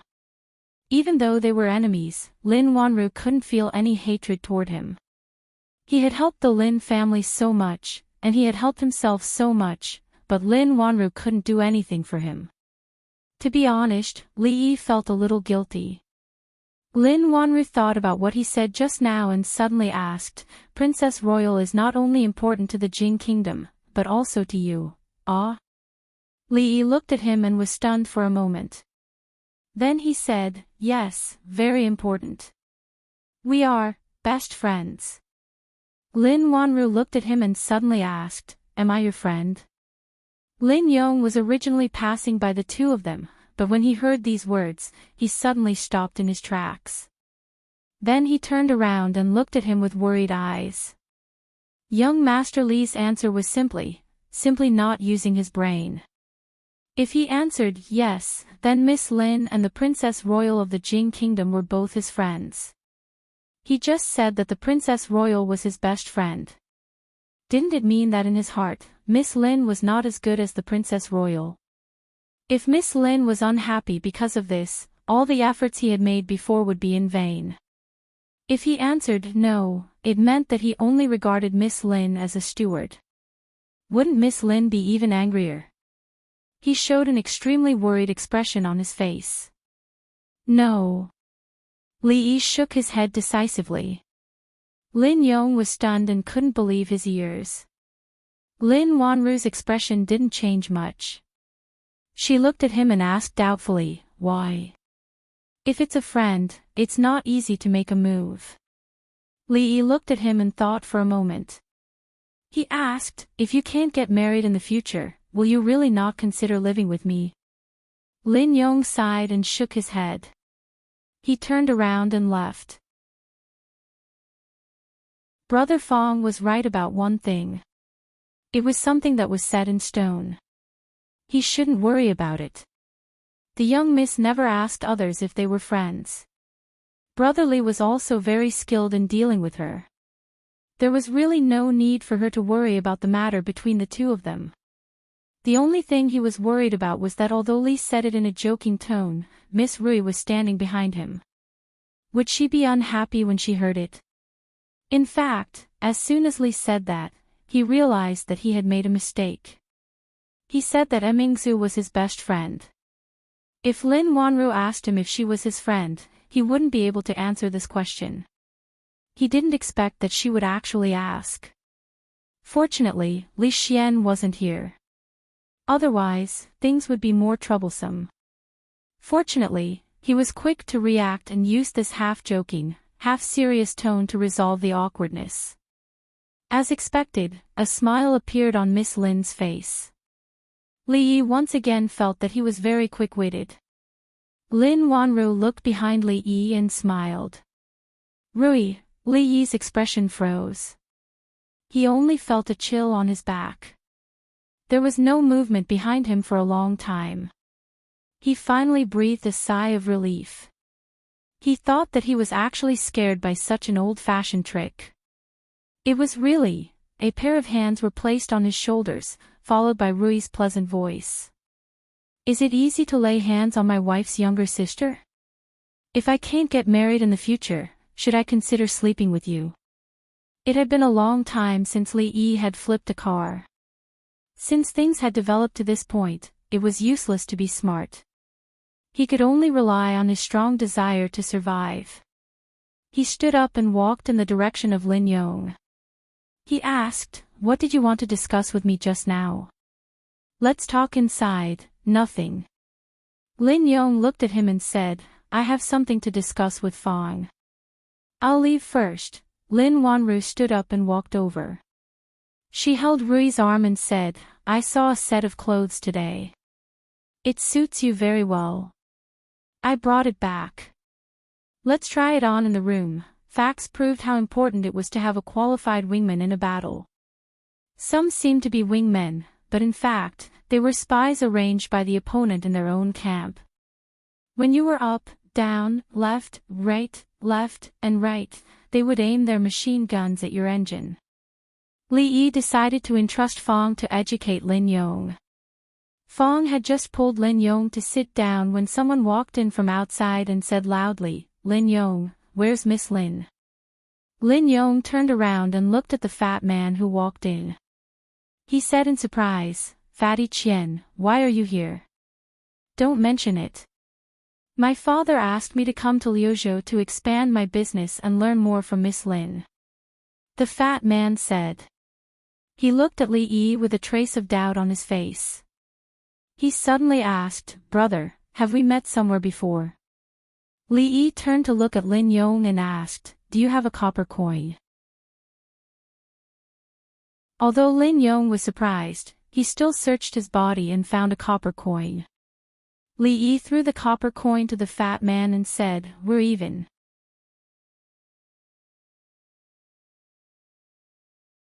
Chapter 11:22.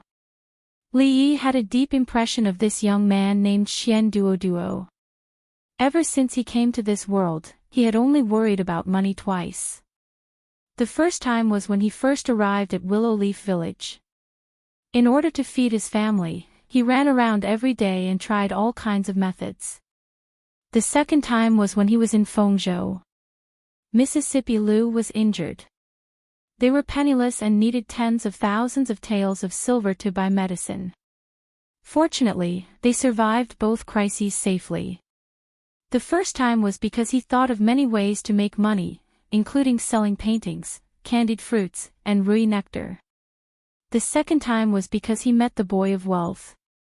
The boy of wealth. If Chien Duo Duo hadn't been so generous, he wouldn't have had so much money to buy those precious herbs. Mississippi Lou's illness wouldn't have recovered so quickly. Even though they had exchanged the goods and money at the time, Li Yi still owed him a copper coin in cash. He owed him for 5 years. He didn't like to owe favors, especially to men. He didn't like to owe money either. At first, Chien Duo Duo only felt that the young man was familiar. Although he had never seen him before, he felt a sense of familiarity at first sight. It seemed that they had known each other for many years. Until he heard his voice, until he caught the coin. He finally understood that the person in front of him was the brother who had a great impact on his life and pulled him from the wrong path to the right path. In this life, there were 2 people who had a great impact on him. The first was his father, who had given birth to him and raised him. He had taught him how to be a qualified businessman. The second was the brother in front of him. He had helped him regain his confidence when he was at the lowest point of his life. He had helped him find the direction of his life. From then on, he had stepped into a new world. He sat down opposite Li Yi and looked at the copper coin in his hand. He thought for a moment and suddenly asked, "Brother, have you heard of the saying, 9 out and 13 back?" In a pawn shop, the pawn shop would only pay 9 taels for an item worth 10 taels. 3 months later, the pawnbroker would have to pay 13 taels to redeem the item, which was called 13 return. What Chien Duo Duo meant was that when he owed them, it was 1 copper coin. 5 years later, it would be more than 1 copper coin. Li Yi looked at him and asked, "Do you know what happens when a fatty falls from a building?" "Become what?" Chien Duo Duo shook his head in confusion. "Damn fatty." After Li Yi explained it to him, he looked at Chien Duo Duo again and asked, "Have you heard of the 9 out and 13 returns?" Chien Duo Duo shook his head. "Never heard of it." The relationship between the Lin family and the Li family was only known to a limited number of people. However, the relationship between the Lin family and the Chien family was known to almost everyone in the Qi kingdom. It was not clear to outsiders whether the Lin family or the Chien family was wealthier. In any case, there were not many families that were wealthier than both of them. Starting from a small Feng state city, the Lin family and the Chien family had been supporting each other for the past few years. To be precise, when the Lin family was still a small family, the Chien family had started to use their family's resources to support the Lin family. Later on, the 2 families advanced side by side and benefited from each other. Step by step, they became the 2 giants in the business world of the Qi kingdom. Feng state, where the Lin family was located, was Xiao Yi's territory. Back then, Li Yi had only asked him to take care of the Lin family. He did not expect him to be so honest. In just a few years, he had pushed the Lin family to where they were today. The Chien family had contributed a lot to this. Li Yi had long heard from Lin Wanru that the Chien family had provided a lot of support to the Lin family from the beginning. The god of wealth, Chien, lived up to his reputation. 5 or 6 years ago, he had made his business the largest in Feng state. In recent years, he had followed the 3rd prince to the capital and made his business the largest in the Qi kingdom. Even the current Lin family was not as rich as the Chien family. As the only son of the god of wealth, Chien Duo Duo naturally attracted a lot of attention. However, what attracted the most attention was not the background of the Chien family, nor was it his extraordinary talent in business. It was the fact that every time he went to a place, the local scholars would tremble with fear. Some of the more famous ones would even avoid him and not appear within a 10-mile radius of him. On the contrary, the brothels all over the country were especially welcoming to him. This was not only because he was generous and often spent a lot of money, but also because he was acquainted with the legendary #1 scholar in the Jing kingdom. This matter had become a common knowledge in the Qi kingdom. Qian Duo had once become famous in the Qi kingdom because of more than 10 excellent poems. Although it was later found out that those poems were written by someone else, this someone was not just any random person. He was the #1 scholar in the Jing kingdom. His poems were not only widely spread in the Jing kingdom, but also known by everyone in the Qi kingdom. Zhao Xiuwen, the sage of poetry in the Qi kingdom, once said bluntly in public, "Today, there is only one stone. Li Yi alone has 8 stones. I have 1 stone, and the whole world has 1 stone." Although the possibility of Zhao Xiuwen boasting after drinking could not be ruled out, for Zhao Xiuwen, who had always been extremely conceited about his talent, to say such words, it was clear to see how much he admired the #1 scholar in the Jing kingdom. Moreover, almost every scholar in the Qi kingdom had a copy of Li Yi's book of poems. Before someone could produce more poems than him, and of better quality, no one had the right to refute Zhao Xiuwen's words. Of course, this had nothing to do with Qian Duo, because his poems were all given to him by others. In the beginning, many scholars expressed an extremely disdainful attitude towards this, labeling Qian Duo as a big idiot, a plagiarist, and shameless. Later on, for some unknown reason, no one dared to say such things. Now, in the hearts of scholars, Qian Duo was no less than a demon that could stop a child from crying at night. It was said that when a few famous scholars in Lu province heard that he had arrived in Lu province, they fled the state capital overnight and built a hut to live in. These were all things that Li Yi only found out later. In the end, Qian Duo did not dare to play the game of 9 out of 13 returns with him. He was discussing something with Lin Wanru on the other side. Lin Yong looked over there, and after a moment, he retracted his gaze, shook his head, and said, "This young Master Qian is really strange." Fang also looked over there, and said in surprise, "What's strange?" "Other than being a little fat, what's strange about him?" "You don't know." Lin Yong looked at him, shook his head, and said, "At that time in Feng province, young Master Qian had always been the target of ridicule by scholars. Everyone looked down on him, and he could be said to be the joke of Feng province city. Later on, I don't know what happened, but when those scholars saw him, they were like mice seeing a cat. When they walked, they would hide. His entire personality seemed to have changed. In the past, he hated scholars the most, but now, wherever there was a poetry meeting, wherever there was a scholar, he would go. Generally speaking, a person's personality wasn't the same, but it wasn't without reason that it would change at will. Suffering a major setback, or encountering a major turning point in life, would lead to a sudden change in personality. Or, he met a life mentor, who pointed out the direction of his life, and lit a lamp to illuminate the road ahead. Li Yi did not know why Qian Duo's personality had changed like this, but looking at him now, it was much better than being bullied and swallowing his anger. As for the sudden change in the scholar's attitude towards him, he did not know whether it was related to other things. In the early years, Lin Wanru would occasionally write to him, and she would mention some strange things in Feng province city. For example, a famous scholar was found naked in the street in the morning, wearing only a crotch cloth. His nose was bruised, and his face was swollen, and his body was full of footprints. That was not all. During that time, the overall quality of the scholars in Feng province city had declined. Almost every day, scholars who visited brothels and did not pay were caught in public at poetry meetings. It was not uncommon for scholars to abandon their wives and children, and their first wives and children came to find them. Even scholars with the highest quality were like this. In recent years, Zhao Yi only cared about fighting for the throne, and neglected the management of Feng province, running naked in the street, visiting brothels without paying, abandoning his wife and children. The moral degeneration of the world, the moral degeneration of the world.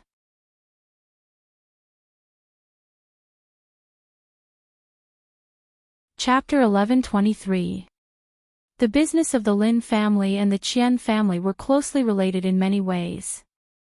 According to Qian Duoduo, the reason why he came to Liuzhou was that his father, the god of wealth Qian, felt that Miss Lin was very good at doing business and asked him to come over to learn some things. Qian Duoduo was the son of the god of wealth Qian, but he did not inherit the god of wealth Qian's ability to make money. Instead, he figured out a lot of his ability to spend money. Moreover, he was a very strange person. When he was generous, he would spend a lot of money without batting an eyelid. When he was stingy, he would remember a copper coin for 5 years, and he still remembered Zhou Qian. 9 out, 13 back. Qian Duoduo and Lin Wanru talked for a while. When he walked over again, he suddenly stopped in front of Li Yi and bowed to him. Li Yi said in surprise, "What are you doing?" Qian Duoduo looked up at him and said seriously, "Brother Li has given me a new life. I deserve this bow." Fong and Lin Yong looked at him and then at Li Yi in surprise. Fong didn't know Qian Duoduo, but Lin Yong knew him a long time ago. However, he didn't know when the Li brothers had given him a new life. Li Yi waved his hand and said, "It's a small matter. You don't have to be so polite. It's a small matter for Brother Li, but it's a big matter for me." Qian Duoduo shook his head and said solemnly, "Brother Li once told me that money should be spent wisely. In the past, I spent 1,000 taels of silver, but I couldn't win the smile of the prostitutes in the brothel. Instead, I was laughed at by those poor scholars. Those years, I was really bitter." Qian Duoduo's tone was sad. Speaking to this point, his tone changed and he said, "Later, after Brother Li's advice, every time I went to a place, I spent 100 taels of silver, and I could subdue all the idlers in the city. Whoever laughed at me, I let them beat them up. I spent another 100 taels of silver, and I could spread the news that they visited prostitutes without paying. I spent another 100 taels of silver, and the whole city knew that they didn't pay for prostitution. I spent another." Stop. Seeing Qian Duoduo's spittle flying, Fong and Lin Yong's eyes began to change. Even Lin Wanru came over. Li Yi hurriedly reached out and stopped him from continuing. If he allowed him to continue slandering him out of thin air, his lifelong reputation would be ruined in a day. At that time, how old Fong and Lin Yong would think of him wasn't important. How did Miss Lin see him? Her impression of him had worsened. What if he couldn't make a move against her in the future? Qian Duoduo didn't continue. He bowed to him again and said, "I've always wanted to say thank you to Brother Li in person. I've finally waited for you today. To Li Chiu, but to him, Qian Duoduo, this was the light that tore open the darkness, and it established a new direction for his life. It allowed him to be reborn, to hold his head high, and to become a new man. Kindness was akin to giving him a new lease on life." Lin Wanru looked at Li Yi with interest, as if she was getting to know him all over again. Li Yi took a deep breath, looked at Qian Duoduo, and changed the topic. "You said you just came from the capital. How is the situation in the capital? Is the third prince doing well?" "The third prince has always been good." Qian Duoduo nodded and said, "Regarding how to deal with those sanctimonious so-called scholars, I have accumulated some experience in the past few years and have many new ideas. Brother Li, do you want to hear them?" "No, I'm not interested." Li Yi shook his head and said, "Why don't you tell me the situation in the capital in detail? How is the fight between the third prince and the first prince going?" Qian Duoduo was very regretful. He was very experienced in dealing with those sanctimonious beasts in human clothing. Brother Li was clearly his bosom friend, his guide, but he had to say these words that went against his heart. He could only sigh and say, "The third prince and the first prince should be evenly matched right now." The information that Li Yi got from others was naturally not as good as Xiao Yi's. Although the god of wealth Qian was not an official, Xiao Yi had countless counselors around him, but no one could replace the god of wealth Qian. He was Zhao Yi's god of wealth. Whether it was governing the country or rebelling, he could have no one by his side, but it was impossible for him to have no god of wealth Qian. Even Li Yi admired Zhao Yi's accuracy in judging people. Not only was he accurate, but he was also good at using people. He could use his charisma to make those people loyal to him. Since ancient times, those who achieved great things all had this quality.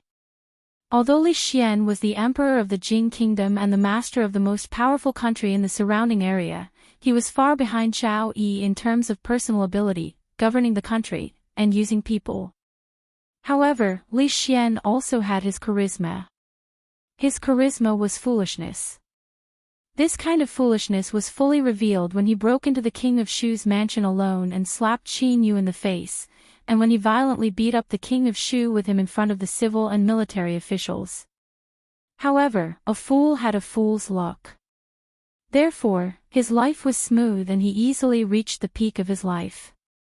Compared to a smart person like Zhao Yi, Li Yi preferred the foolish Li Xian. Zhao Yi was indeed very capable. This ability was shown when he was young. He managed the remote Feng province into a prosperous place second only to the capital of the Qi kingdom. He had countless talents around him. Although he was not the crown prince, he had won the support of more than half of the officials in the imperial court. He could compete with the crown prince for the supreme position. It could be said that the current him was the most dazzling star in the night sky of the Qi kingdom. Most of the younger officials in the imperial court and officialdom of the Qi kingdom had been recruited by Zhao Yi. Due to several incidents, the first prince had lost the support of the people. However, the crown prince was still the crown prince. He still gathered a group of conservative old officials around him. Although the number of people was smaller, each of them held a high position and held great power. Their influence was more or less balanced with the third prince's. Nowadays, the emperor of the Qi kingdom was no longer involved in the affairs of the imperial court. The first prince was in charge of the affairs of the imperial court while the third prince exercised the power of supervision. Both sides competed with each other. Whenever one side lost its balance, the emperor of the Qi kingdom would step in and intervene until the balance was restored. When Li Yi learned about these things from Qian Duo, he had a rough idea of the emperor of the Qi kingdom's thoughts. The emperor was balancing the powers in the imperial court. As long as one side was too powerful, the emperor might not live to the day he died of old age. He was also sharpening his blade. It did not matter whether Zhao Yi was the blade or Zhao Jing was the blade. Both of them had scruples. Only when they had scruples could they grow. From the standpoint of the entire Qi kingdom, no matter who became the emperor in the end, their growth would be beneficial to the Qi kingdom. This was different from the former emperor. The former emperor would personally sweep away all obstacles for Li Xian, stabilizing the country and intimidating foreign enemies. Then, he would hand over this great land to him in one piece. As for the former emperor himself, he would not be able to see the empire he had conquered. The emperor of the Qi kingdom was a successful emperor. So was the former emperor. Under his leadership, the power of the Jing kingdom had reached the pinnacle since the founding of the kingdom. The prosperous era under the rule of Li Xian was just a continuation of the previous prosperous era. However, unlike the emperor of the Qi kingdom, the former emperor was not only a good emperor, but also a good father. If things were really as Li Yi had predicted, the balanced situation in the Qi kingdom, barring any accidents, such as the sudden death of the emperor of the Qi kingdom, Zhao Yi's rebellion, or Zhao Zheng's rebellion, would still be maintained for a long time. At the side, Qian Duo turned to look at Lin Wanru and said, "Sister Wanru, please teach me a few more tricks to do business. Otherwise, if my father asks about it, I won't be able to answer to him." Lin Wanru smiled and pointed at Li Yi. She said, "You should ask your brother Li. He knows more than I do. He definitely won't let you down." Miss Lin had been spending all her time learning from Mississippi Lu recently on how to become a young fairy. Naturally, she had no time to teach Qian Duo. They were all friends. When a friend was in trouble, Qian Duo would be willing to sacrifice himself, much less stand up for him. Li Yi looked at Qian Duo and said, "In this world, there are actually many things that are common. Whether it's doing business, going to war, or fighting for the throne, there are many things in common that can be learned from. Let's take the third prince and the eldest prince's fight for the throne as an example." 2 hours later, Li Yi looked at him and said, "Conspiring and sowing discord. These methods can not only be used in the fight for the throne. In fact, with a little flexibility, they can also be used in the battle for business." Hearing this, Qian Duo was startled. He said, "The third prince and the eldest prince didn't use these methods in the fight for the throne." Li Yi was startled. He waved his hand and said, "They didn't use them, they didn't use them." Qian Duo nodded and said, "It's a pity. If they had used them, I would be able to answer to my father when I return." Li Yi looked at him for a long time. He sighed and said, Duo. Qian Duo raised his head and looked at him. "Let's not talk about doing business or fighting for the throne." Li Yi shook his head and said, "Tell me, what good methods do you have to deal with those sanctimonious beasts in human clothing?" Hearing this, Qian Duo immediately became excited. "Let me tell you." Chapter 11:24. In fact, Li Yi was not good at being a teacher, not at all. Whether in Willow Village or in the Imperial Palace, he taught those children, the Pope, the Princess, and the Pope with a playful attitude. Apart from Qian Duo, the only person who could make him break down knowledge and feed it to him bit by bit was Li Han. Li Han was now the dean of the College of Mathematics in the Jing Kingdom. He had full power and was envied by all the princes. Qian Duo was now the leader of the Qi Kingdom. Qi Kingdom, the Qi Kingdom's anti-scholars alliance. Although he was the only one in this alliance, he could make all the fake scholars in the Qi Kingdom turn pale at the mention of Qian Duo's name. In terms of achievements, he was not inferior to Li Han. If he wrote a book named 99 Ways to Deal with a Hypocrite, How to Slap a Hypocrite in the Face, and 100 Ways to Slap a Face of the Qian family, it might sell well in the Qi Kingdom and Jing Kingdom. However, his achievements were not in the business world or the imperial court. His achievements were in slapping people's faces. In this aspect, he had surpassed his master. Li Yi really could not teach him anything. After understanding the situation in the capital of the Qi Kingdom, this was the only thing he could do for him and the third prince. Qian Duo, on the other hand, wanted to stay here for a few more days. Over the past few days, he seemed to have understood something from his conversation with Li Yi, but at the same time, he seemed to have understood nothing at all. Perhaps after a few more days of conversation, that layer of window paper would be revealed. However, if he did not go back, he would have to stay in Liuzhou for the new year this year. His father, the god of wealth, once set a rule that no matter how big the business of the Qian family was, no matter how busy they were, they had to go home for the new year. Since he was very young, his father did not accompany him. He was always traveling outside, and sometimes he could not see his father for several months. However, every New Year's Eve, the Lantern Festival, the Mid-Autumn Festival, and the Double Ninth Festival, his father would always appear without exception. Both his parents were in the capital. If he did not go back before the new year, his father would definitely break his legs. Brotherly, Sister Wanru, goodbye. Qian Duo sat in the carriage and waved to the back with a look of reluctance. He didn't have many friends, and he didn't have any like-minded friends. Those people surrounded him either for his money or for his money. For this reason, he didn't know how many people flattered him. Listening to them made him feel a little nauseous. His appetite was greatly reduced, and he hadn't put on weight for several years. Li Yi casually waved his hand and walked back to the courtyard.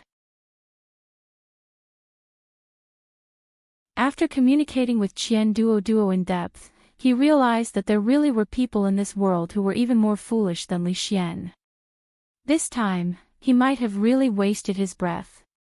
It was almost New Year's Day. Ruoqing was already a few months pregnant and her pregnancy was starting to show. Zui Mo supported her and paced in the courtyard. Li Duan could already pull Li Mu to play on the swing with him. With Yong Ning by his side to protect him, there would be no accidents. Lin Wanru also spent New Year's Day in Liuzhou this year. A long time ago, the Lin family didn't care about her at all. In these years, even during New Year's Day, she was still traveling outside to expand her business. This was the third year after the change of the era of the Jing Kingdom. It had been more than 3 years since Li Yi returned to the Jing Kingdom. It was the 4th year of Jingping. No matter what, it was time for the family to reunite. Qi Kingdom, the capital, the Qian family. The capital was the most prosperous place in the Qi Kingdom. God knew how many powerful families lived in it. They could stir up the entire Qi Kingdom with a single move. The Qian family might not be the most powerful family in the Qi Kingdom, but they were the richest. No clan was rich enough to place 2 pure gold lions in front of their house. Other clans were rich enough to hide their wealth, but the Qian clan clearly told everyone that the Qian clan was very rich, very rich. In the capital, such a showy family usually didn't have a good end. But the Qian family didn't seem to care at all. When there were disasters in other provinces, the Qian family donated the most money and often gave porridge and rice. Their good reputation spread throughout the capital. In recent years, not only were they not suppressed, but the gold lions in front of their house were getting bigger and bigger. When Qian Duo stepped into the house, he heard a dissatisfied voice. The god of fortune Qian walked out of the hall with a big belly and glanced at him. You still know to come back. It's New Year's Eve in 2 days. Qian Duo walked over and said, I'm learning how to do business from Sister Wanru. I accidentally delayed it, the god of fortune Qian snorted. If you have half of Miss Lin's ability, I can die in peace now. Qian Duo hurriedly said, Father, don't die so early. Otherwise, the Qian family's wealth will be squandered by me sooner or later. When the god of fortune Qian picked up the broom in the yard, Qian Duo had already run away. The god of fortune Qian pointed at Qian Duo's back and scolded, Bastard, if you are enlightened, marry a wife, have a son, and leave the Qian family descendants, it doesn't matter if I die now. What's the matter, god of fortune? Why are you so angry? A voice came from the door. The god of fortune Qian looked back and said, What kind of wind blew today that blew you two here again? Yang Yanzhou and Zhao Xuan cupped their hands to him at the same time and said, Let's talk inside. Father, the tea is here. Qian Duo came over with a few cups of tea and turned to leave. Stop. The god of fortune Qian glanced at him and said, If I die, the Qian family will be handed over to you. You just stand here and listen. Learn more from the 2 adults. Qian Duo scratched his head. Father, didn't you not let me learn from those scholars? You said that they only rely on their words and have no ability. Sister Wanru alone is worth thousands of them, shut up. The god of fortune Qian glared at him, looked at the 2 people in front of him, and said, What orders does the 3rd prince have this time? Yang Yanzhou and Zhao Xuan's expressions were calm. They were used to this young master Qian talking like this. When it came to making money from doing business, the 2 of them added up, thousands of them might not be as good as the god of fortune Qian and Miss Lin. Although the entire Qi kingdom only had one Miss Lin, they still couldn't refute it. Zhao Xuan coughed lightly and said, It's like this. Recently, when His Highness sent people to check the accounts of the Ministry of Revenue, he found some problems in some places. He suspected that the accounts of the Ministry of Revenue had been tampered with. However, the method of the person who made the accounts was really clever. His Highness sent people to check several times, but they didn't find any more clues. Yang Yanzhou continued, it's certain that there is a problem with the accounts of the Ministry of Revenue. They are so careful to hide it. There must be a bigger problem. The minister of the Ministry of Revenue is the Crown Prince's man. If we can take this opportunity to bring him down, it will be like cutting off one of the Crown Prince's arms. If we can take this opportunity to help our people get promoted, it will be of great help to His Highness. The God of Fortune Qian looked at them and asked, you want me to help check the accounts? Yang Yanzhou and Zhao Xuan nodded at the same time. The God of Fortune has a discerning eye. Anything related to money, no matter how strange it is, can't escape your eyes. I got it. The God of Fortune Qian nodded and said, now His Highness and the Crown Prince are evenly matched. The courtiers on the Crown Prince's side are deeply trusted by him and are loyal to him. It is impossible for them to be used by me. Every time one of them is removed, their power will be weakened. The position of the Minister of Revenue is special. If, as the God of Fortune Qian spoke, he glanced at Qian Duoduo, who was next to him, tilted his head and curled his lips. He was still talking to himself. It seemed that he was quite disdainful of this. He was angry and said angrily, what are you talking about? Come on, I won't say it. You say it. Qian Duoduo was stunned. What did I say? You don't know anything. Why don't you listen to me? The God of Fortune Qian couldn't help but kick his butt. Do you think that it is enough to do business? There are many ways to do it. You don't know anything about the affairs of the court. How can I trust you to take care of the Qian family? Father, why don't you understand this truth? Qian Duoduo shook his head and said, in this world, in fact, many things are common. Doing business, fighting, or fighting for the throne, there are many common points that can be used for reference. Take the third prince and the first prince fighting for the throne as an example. In fact, this is the same as doing business. Isn't it just robbing people from each other?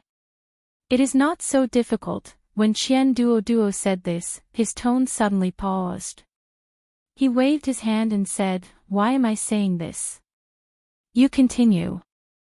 I will listen carefully.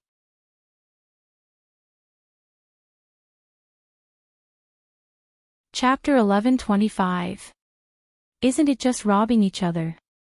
How can it be so difficult? Money God looked at Qian Duoduo. There was such an idiot beside him, which made him a little sad. What made him even sadder was that this idiot was his son. In the battle for the throne, not only did the civil and military officials in the court have to take sides, but the third prince and the eldest prince also had to try their best to win over the courtiers and strengthen their own forces. In the past few years, both sides had tried their best to suppress their opponents and strengthen themselves. The first prince had instigated many of the third prince's subordinates to rebel, and the third prince had also dragged many of the first prince's subordinates into the water. Now, the two sides were almost in a stalemate. Every step forward was exceptionally difficult. The third prince had countless counselors under his command, but they had not been able to expand the advantage. How could Qian Duoduo speak such arrogant words? Money God was so angry that he laughed. He stood up from his seat, pointed to the chair, and said to Qian Duoduo, you sit down. Qian Duoduo hurriedly said, I am not tired. You sit down, you sit down. Money God took off a shoe, held it in his hand, and said impatiently, don't talk nonsense. Just sit down. Qian Duoduo hurriedly sat down. If he didn't sit down this time, his father would beat him with the sole of his shoe. It doesn't matter if you don't understand at such a young age, but it is taboo to speak such arrogant words. Money God looked at him and said, tell me, how is the battle for the throne the same as doing business? Qian Duoduo looked bitter. I just said it casually. Money God looked at him and patted the sole of his shoe in his hand. What you were talking about just now was how to rope in the first prince's subordinates or make them fall into chaos, right? Qian Duo immediately said, Father, think about it. A few years ago, you took a fancy to the steward of the Wan family. How did you trick him into coming over? You mean the steward of the Wan family? Money God thought for a moment and said, can that be called cheating? His talent was buried in the Wan family, and he only received a few hundred taels of silver a year. I bought him a house with 3 entrances in the capital for 10,000 taels of silver a year. Why didn't he follow me? That's right. Qian Duo patted his thigh and said, we can also buy a few houses in a good location in the capital. Hearing this, Yang Yanzhou and Zhao Xiuan both shook their heads. Even young Master Qian could think of a method, how could they not think of it? This was because, in this world, not everything could be done with money. Both sides tried to use this method to bribe the other party's officials, but the results were minimal. After all, this was a fight for the throne. One wrong step could lead to a bottomless abyss. No one dared to bet the lives of their entire family on a house. That's all you want to say? Money God of Fortune slapped the soles of his shoes faster. He narrowed his eyes and asked, what if they don't accept it? What do you mean? Qian Duo looked at him in surprise and said, I mean, the price of houses in the capital has been rising. If you buy it now, you definitely won't suffer a loss. Money God narrowed his eyes and said, do you think I don't know that houses in the capital will rise? What I mean is... Seeing that the sole of the shoe was getting closer and closer to his face, Qian Duo hurriedly said, we can buy a few houses and hang Lu residence, Chen residence, Ma residence and so on. This is our Qian family's house. Why would we hang other people's names on it? Wait for the appreciation. Breathing heavily, Money God of Fortune raised the shoe in his hand and slapped it toward Qian Duo's head. Halfway through, he suddenly stopped.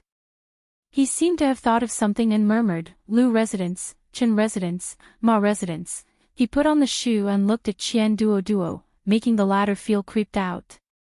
He reached out and pulled Qian Duo's face. Qian Duo shivered and said, Father, what are you doing? I want to see if you are my son. Money God of Fortune reached out and pulled his face, saying, no mask. Are you bewitched? Yang Yanzhou looked at him in confusion. Money God of Fortune moved another chair over, looked at Qian Duo, and said, tell me. They looked at Qian Duo again. You scholars, how can you be so stubborn? Qian Duo frowned, looked at him, and said, did you send someone to bribe the great prince's people? There was nothing to deny, so Yang Yanzhou nodded. Qian Duo asked, did you succeed? Failed. Why did you fail? They didn't accept it. If they don't accept it, you won't give it to them. Qian Duo looked at the two with disappointment and asked, where is your sincerity? Yang Yanzhou, Zhao Xiuan, let me say it. If these two died of anger in the Qian manner, he couldn't explain it to the third prince. Money God of Fortune waved his hand and said, what Duo means is that our Qian family will pay to buy a few mansions in the capital and hang the names of the great prince's officials. It doesn't matter if they accept it or not, they will give it to us, sowing discord. Yang Yanzhou frowned and said, will the great prince believe such groundless things? Qian Duo thought about it, looked at him, and said, Lord Yang, yesterday I accidentally saw Madame Yang and a strange man kissing in a small forest outside the city. Pah. Yang Yanzhou suddenly slammed the table, looked at him, and said angrily, my wife and I were at home all day yesterday. Don't you dare spread rumors. Qian Duo asked, when did you not stay all day? The day before yesterday, my wife went back to her parents' home. Qian Duo slapped his thigh and said, look at my memory. I'm sorry, I remembered wrong. It was the day before yesterday. You. Yang Yanzhou glared at him, but was pulled back by Zhao Xiuan. Zhao Xiuan was stunned. He looked at Qian Duoduo as if it was the first time he had met him. Yang Yanzhou was also a smart man. He had only been impulsive after hearing those filthy words. After calming down, he immediately understood the crux of the matter. Before this, the two sides had tried to rope each other in and instigate defection.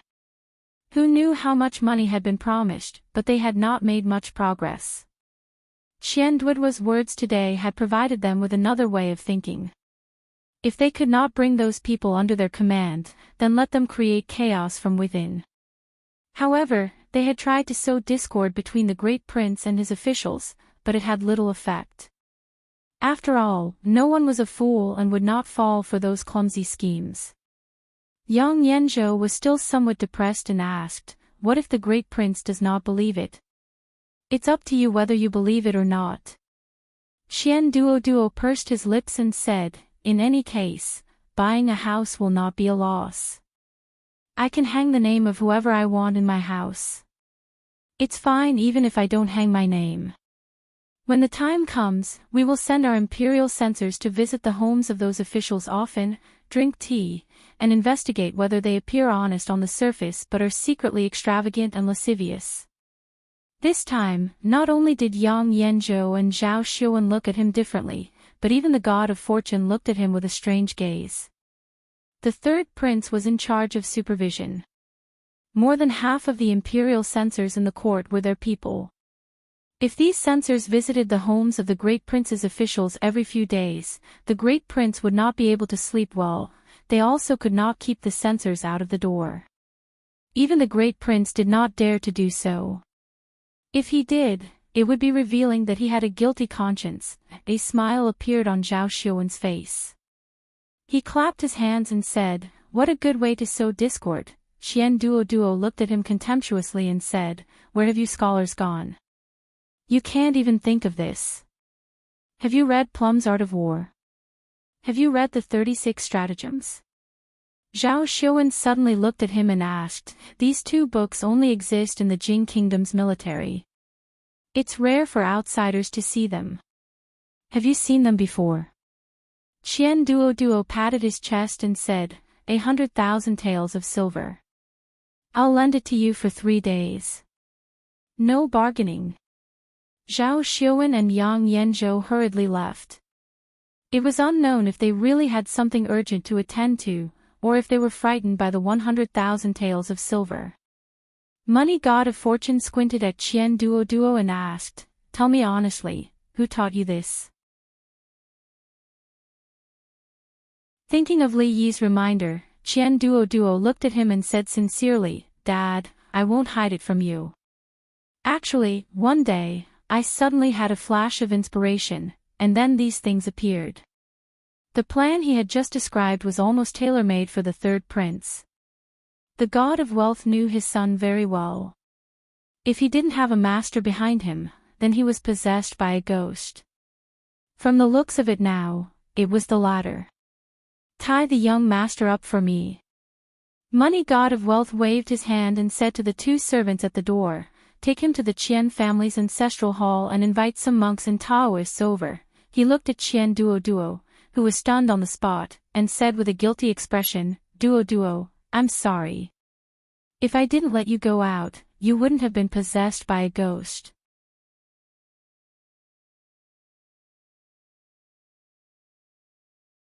Chapter 11:26. Prince Heng's residence.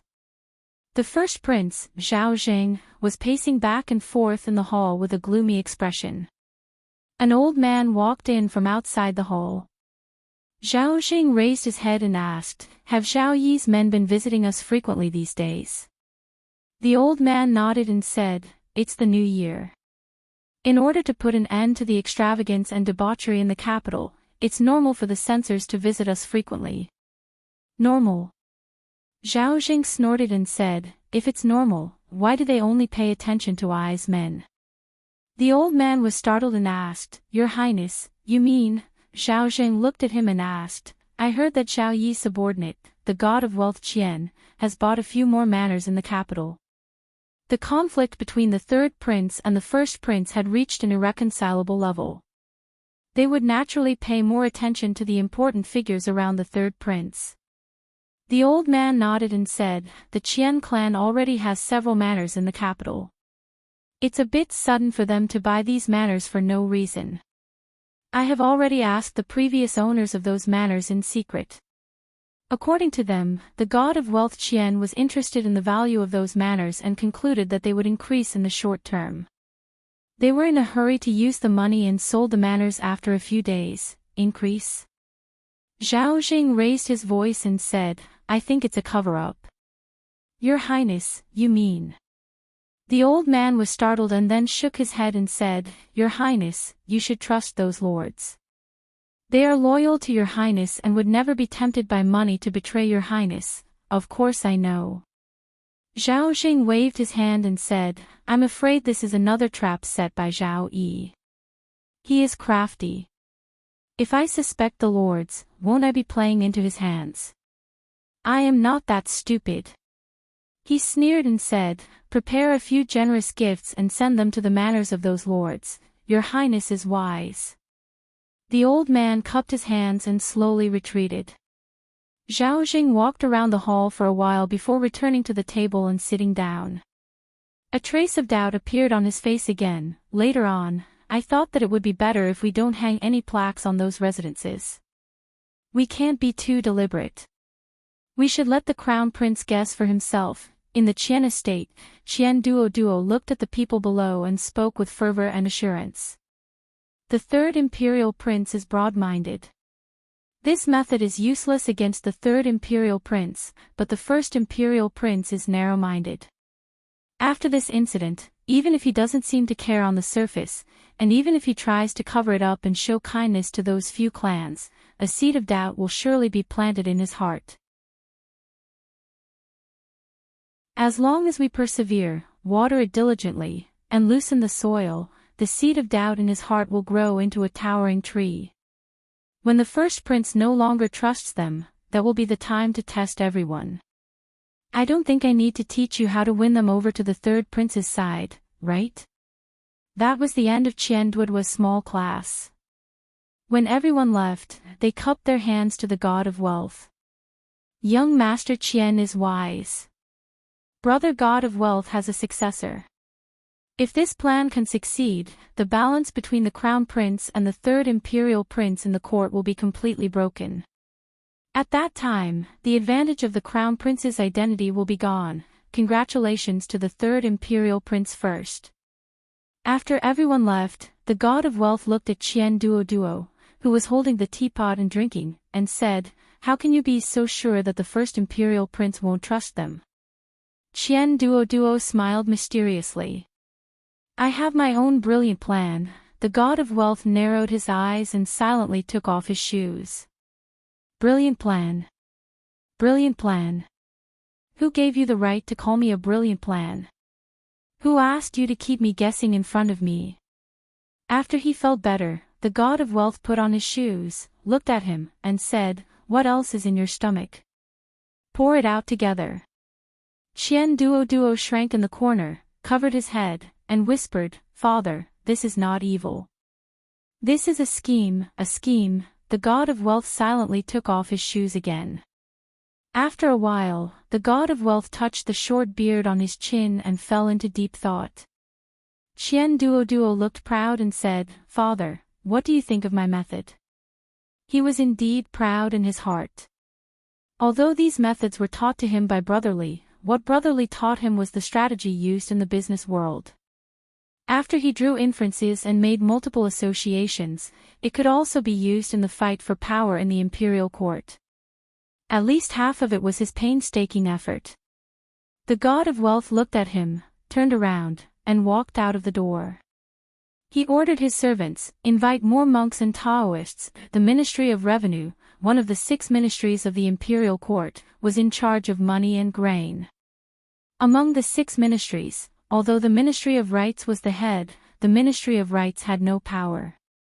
The Ministry of Personnel, which was in charge of the officials of the world, and the Ministry of Revenue, which was in charge of money and grain, were the 2 most powerful departments in the 6 ministries. The Minister of Revenue, Cui Jiang, was quite worried recently. It was not because of the mistakes in the work of the Ministry of Revenue, nor was it because the first imperial prince was at a disadvantage in the struggle for power with the third imperial prince. What he was worried about was that during the new year, several imperial censors from the censorate would come to his manor to drink tea every few days. They practically treated the Chui manor as their second yamen. Although the Ministry of Revenue was the most profitable yamen in the imperial court, everything had to have evidence. He could not be guarded against like a thief just because he was in charge of the Ministry of Revenue. These days, he had to eat fewer dishes at home because he was afraid that the imperial censors would see him and say that he, Chui Jiang, was extravagant and had embezzled money from the national treasury for personal use. It was impossible to reason with these imperial censors.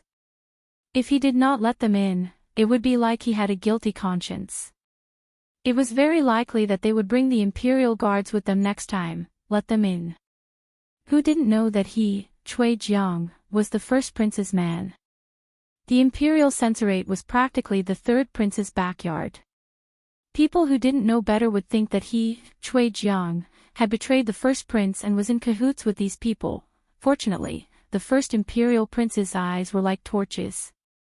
Not only did he not blame him, but he also sent a generous gift, which made Chui Jiang feel relieved.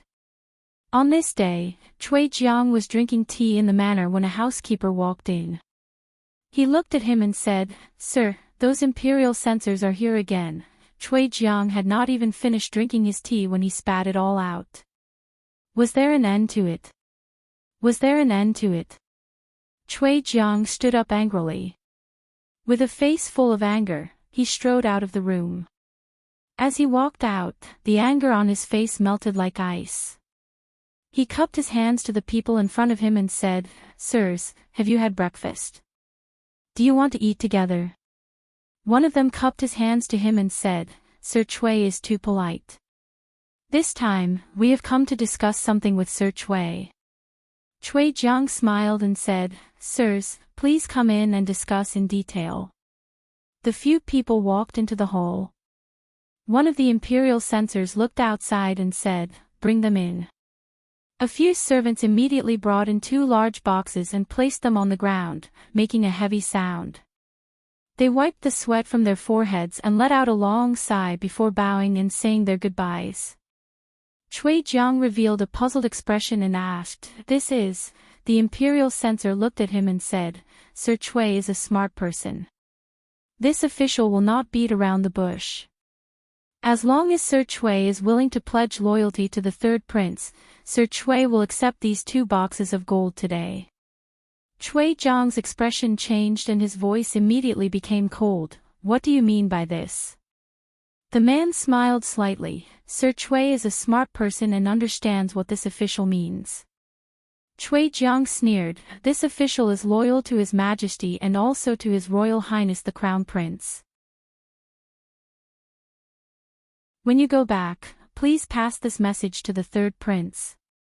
If the third prince becomes the crown prince, even without these boxes, this official will still be loyal to him." The imperial censor's expression darkened. Sir Chui really won't accept it. Chui Jiang's attitude was firm. "No." The imperial censor looked at him and suddenly smiled. He waved his hand and said, "Open it." The 2 people behind him opened the boxes.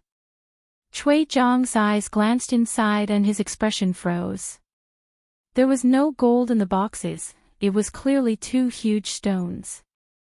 The imperial censor smiled and cupped his hands. "Sir Chui is in a high position and is not tempted by money. You are truly a role model for our generation. I admire you, admire you." Chui Jiang's eyes were filled with confusion. "What do you mean by this?" Being in the imperial court, one cannot do as they please. Everyone has their own master, and there is nothing wrong with that. We only received an anonymous report saying that Sir Chui likes to accept bribes and is using his position for personal gain. The imperial censor looked at him and then at the people behind him and smiled. "Look, he is not tempted by such a large amount of money. This is enough to prove that Sir Chui is an honest official." In the future, do not listen to rumors and slander a loyal official. The people behind him immediately bowed and said, "This lowly official understands. I hope Sir Chui will not take offense at our intrusion." While Chui Jiang was still confused, the imperial censor looked at him and smiled. "It is not convenient to move these stones around. Just leave them here, Sir Chui will have someone take care of them." The people left just like that. Chui Jiang stood in the hall and looked at the two boxes with the stones. He waved his hand and said impatiently, "Ridiculous."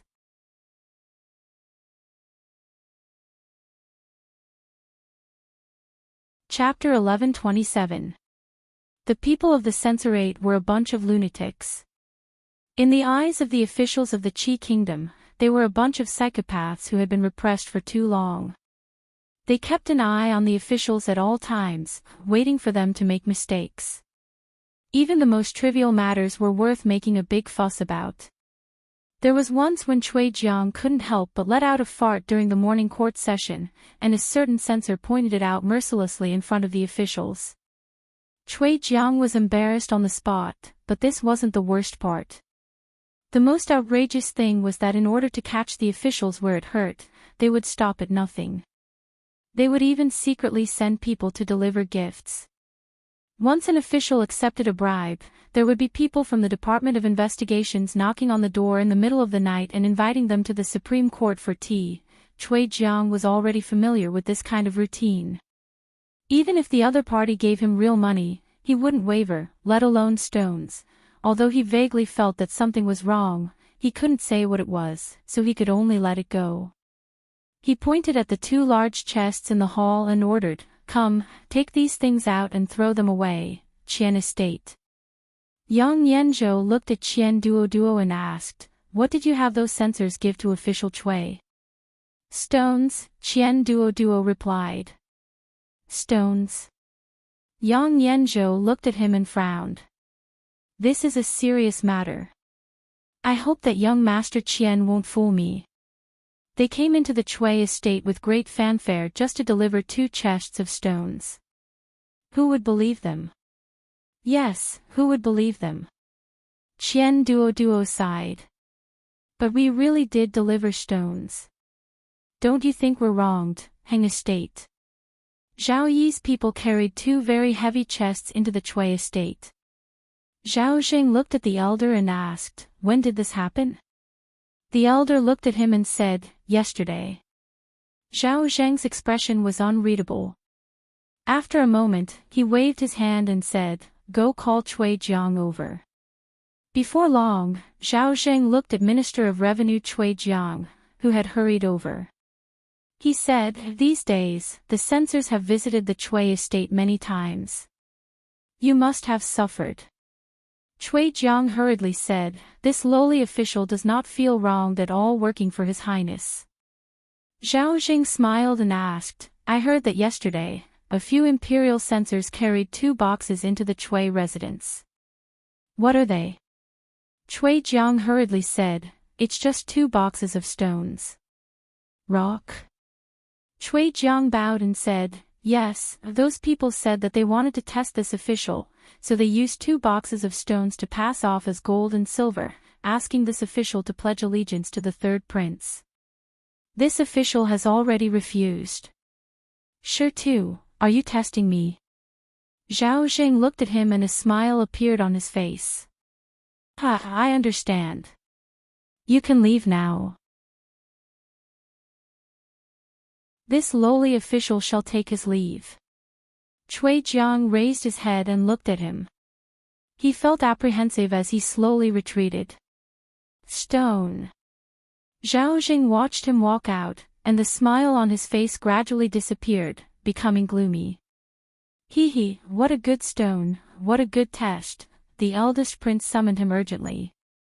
Chui Jiang nervously entered the Heng prince's residence. After being asked a few questions, he retreated. It seemed that nothing had happened, but in his heart, he felt even more apprehensive. After returning to the Chui residence, he felt even more uneasy. Bang! He walked with his head down and suddenly bumped into someone. He was already upset and was about to curse, but when he saw the person who had been knocked down, he immediately stepped forward and helped him up. He looked at the woman and complained, "Madam, why don't you look where you're going when you walk? What's wrong with Master?" The woman looked at him and said, "Just now, I saw Master walking with his head down from afar and called out to Master a few times. Master didn't respond and directly bumped into me." Cui Jiang was annoyed and didn't want to talk about this matter anymore. He changed the topic and said, "You went to visit your parents' home this time. How are your parents' health?" "Father and mother are in good health." The woman said, then looked at him and asked, "Master, did you encounter something difficult? Why don't you tell me?" Cui Jiang sighed and said, "Let's go back to the room and talk." Cui Jiang knew that he wasn't a smart person, but it didn't matter because he had a smart wife. He became a jinshi at a young age. Because he didn't have any background in the court, he only became a county magistrate in a remote county. After becoming a county magistrate, he realized that studying and being an official were two completely different things. He didn't make any achievements in the 2 years he was in office. According to the evaluation requirements of the court, if he did nothing for another 3 years, he wouldn't even have the qualifications to be a county magistrate. He had already lost all hope and no longer dreamed of one day being able to enter the court. The drive of a young man was worn down by reality. Disheartened, he married and had children. Then, his life seemed to be riding on a speeding carriage. Within 5 years, he was promoted several times, from a county magistrate to a provincial governor of Zhongzhou. It took another 5 years for him to be transferred to the capital and become the assistant minister of the Ministry of Revenue. From the assistant minister of the Ministry of Revenue to the minister of Revenue, it took him another 10 years. Until now, he had realized the long-cherished wish of his youth and entered the court. Although it couldn't be said that he could cover the sky with one hand, the Minister of Revenue could be considered one of the important pillars of the court. Of course, this wasn't because he had an epiphany and comprehended the way of governing and outstanding political achievements. It was because his wife was by his side, giving him advice, judging the situation, and avoiding risks. This allowed him to be like a fish in water in the officialdom and sit in the high position he had today. Along the way, there were countless people who had better political achievements and were more talented than him, but he, Cui Jiang, was the Minister of Revenue. He felt that the greatest achievement in his life wasn't success at a young age, nor was it passing the imperial examination, nor was it even managing the Ministry of Revenue, but marrying such a wife. In the room, after listening to Cui Jiang's words, the woman let out a long sigh. "I only went back to my parents' home for half a month. How could you make things like this?" Hearing this, Cui Jiang's heart trembled and he hurriedly asked, "Madam, are you saying that there's something wrong with those stones?" The woman didn't answer him directly. She shook her head and said, "Master, do you remember what I did when the crown prince sent someone to invite you?" "I remember." Cui Jiang shivered and said, "It was in the middle of winter. You snatched my blanket in the middle of the night and caused me to catch a cold. I was bedridden at home for half a month, but you still went to the crown prince's banquet despite your illness. What's the point of saying this now?" Cui Jiang was a little anxious and said, "Quickly tell me, what's wrong with those stones?" "There's nothing wrong with the stones." The woman shook her head and said, "The third prince's people come to the Cui residence every day. Yesterday, they came with gifts but returned empty-handed. What would the first prince think?" Cui Jiang was stunned and said, "But they used the stones to test me." "I've already told the first prince everything." The woman continued to shake her head and said, "Unless you block them outside the Cui residence. As long as the 2 chests enter the Cui residence, there's no point in leaving. Moreover, when I came back, I heard some rumors." "What rumors?" "The third prince bought a few residences in the capital, but he didn't name them." "Does the third prince buying residences have anything to do with this matter?" The woman looked at him and said, "Master, why don't you guess which residence was given to you?" Cui Jiang slumped weakly on the chair. His face was pale and he cursed, "Conspiracy, this is a conspiracy. They're too shameless and cunning. This isn't a conspiracy. This is an open conspiracy. An open conspiracy." The woman looked outside and said, "They've taken advantage of the Crown Prince's suspicious nature. These things may seem unrelated, but they're actually interconnected. Whether you respond or not, you'll fall into their trap. An open conspiracy was more powerless than a conspiracy carried out in the dark." Cui Jiang jumped up from the chair and said loudly, "I'll go and explain to the first prince. I'll go now. Master." The woman's voice suddenly rose. Cui Jiang's body trembled and he turned to look at her. "It's too late." The woman held his hand and said, "It's too late. Master, you know the Crown Prince's character very well. He won't make things difficult for you on the surface, but he'll be even more suspicious. There's an expert on the third prince's side." She looked at Cui Jiang and said slowly, "For the Cui family, Master, you have to make plans early. Qian family. Get lost, all of you." Qian Duo climbed up the tree and hugged the trunk tightly. His face was filled with fear as he shouted at the group of Taoist priests and monks below. At this moment, he was already above the roof. It was hard to imagine that a fat man could climb so high. Under the tree, a monk in red held a wooden fish and chanted the name of Buddha. With a sorrowful expression, he said, "Amitabha. Humans and ghosts are different. If you're willing to let young Master Qian go, I'll chant sutras for you with all the monks in the temple for 3 days and help you reach paradise." A Taoist priest in green held a horsetail whisk and said coldly, "Evil creature, leave quickly. If you dare to harm the human world again, don't blame me for enforcing justice on behalf of heaven and destroying your soul." Under the eaves, a woman looked at the god of fortune Qian. She hesitated for a moment and said, "Master, don't you think it's too much to punish Duo like this?" The god of fortune Qian snorted and said, "I'm trying to wake him up.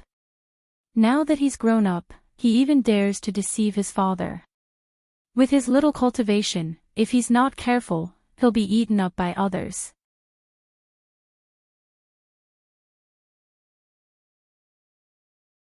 Chapter 11:28. Qian Duo came down from the tree and sat on the ground, panting. The monks and Taoist priests had left. Just now, they had been arguing about who had driven away the ghost on their bodies. In the end, they fought and were carried to the clinic. Only then did he have a chance to catch his breath. Money God came over, squatted down beside him, and said, "Do you feel better?" "Much better." Qian Duo leaned against the tree and pretended to be very weak, creating the illusion that the ghost had disappeared from his body. He didn't need to pretend. He was already very weak. He was almost exhausted after climbing such a high tree. Money God looked at him and asked, "Do you know why I did that?" Qian Duo nodded and quickly shook his head. Money God patted his leg and said, "Sometimes, people can't be too smart. Those who are too strong are easy to break, and those who are good at softness are not defeated. I don't ask you to be too smart. I just want you to live a stable life. When you die, don't ruin the family business of the Qian family." Qian Kaishan looked at him and asked, "Dad asked you to go to Liuzhou to learn how to do business from Miss Lin. Look at you. What kind of messy things have you learned?" Qian Duo nodded and said, "Dad, I understand. I won't talk nonsense anymore. You're enlightened. I'm very happy that you can help me with ideas." Money God nodded with relief and said, "I just found out that the Minister of the Ministry of Revenue, Cui Jiang, has a large amount of silver flowing to unknown places. If it is brought up in the morning meeting tomorrow, it will be enough to make him lose his official hat, cut off one of the Crown Prince's arms, and eliminate this great enemy for the third prince. What do you think of this?" Qian Duo shook his head and said, "Dad, I can't see anything." Money God waved his hand and said, it's okay. Say what you want. There are no outsiders here. Qian Duo thought about it and looked around again. Then, he looked at the god of fortune and said seriously, Father, I don't think this is a good idea. The Minister of Revenue is such a high position. If he is demoted, who knows who will replace him? What if it is the great prince's people who will be replaced? Then all our previous efforts will be in vain. Money God of Fortune nodded and asked, So what do you think we should do? A mysterious smile appeared on Qian Duo's face as he said, If we can reduce Cui Jiang's guilt and let him still sit in that position, but he can be used by us, that would naturally be the best result. Money God of Fortune pondered for a moment and nodded, This is a good plan. He looked at Qian Duo again and said, Duo, I heard that the Taoist priest of Qingyang Taoist Temple has inherited the teachings of Lao Jun, and the abbot of Xingshan Temple is the reincarnation of Luohan. I feel that the evil spirits in your body have not been completely removed, so I plan to invite them to take a look at you tomorrow. Qian Duo's face instantly turned pale. He looked at him and said with a trembling voice, Dad, didn't you just say?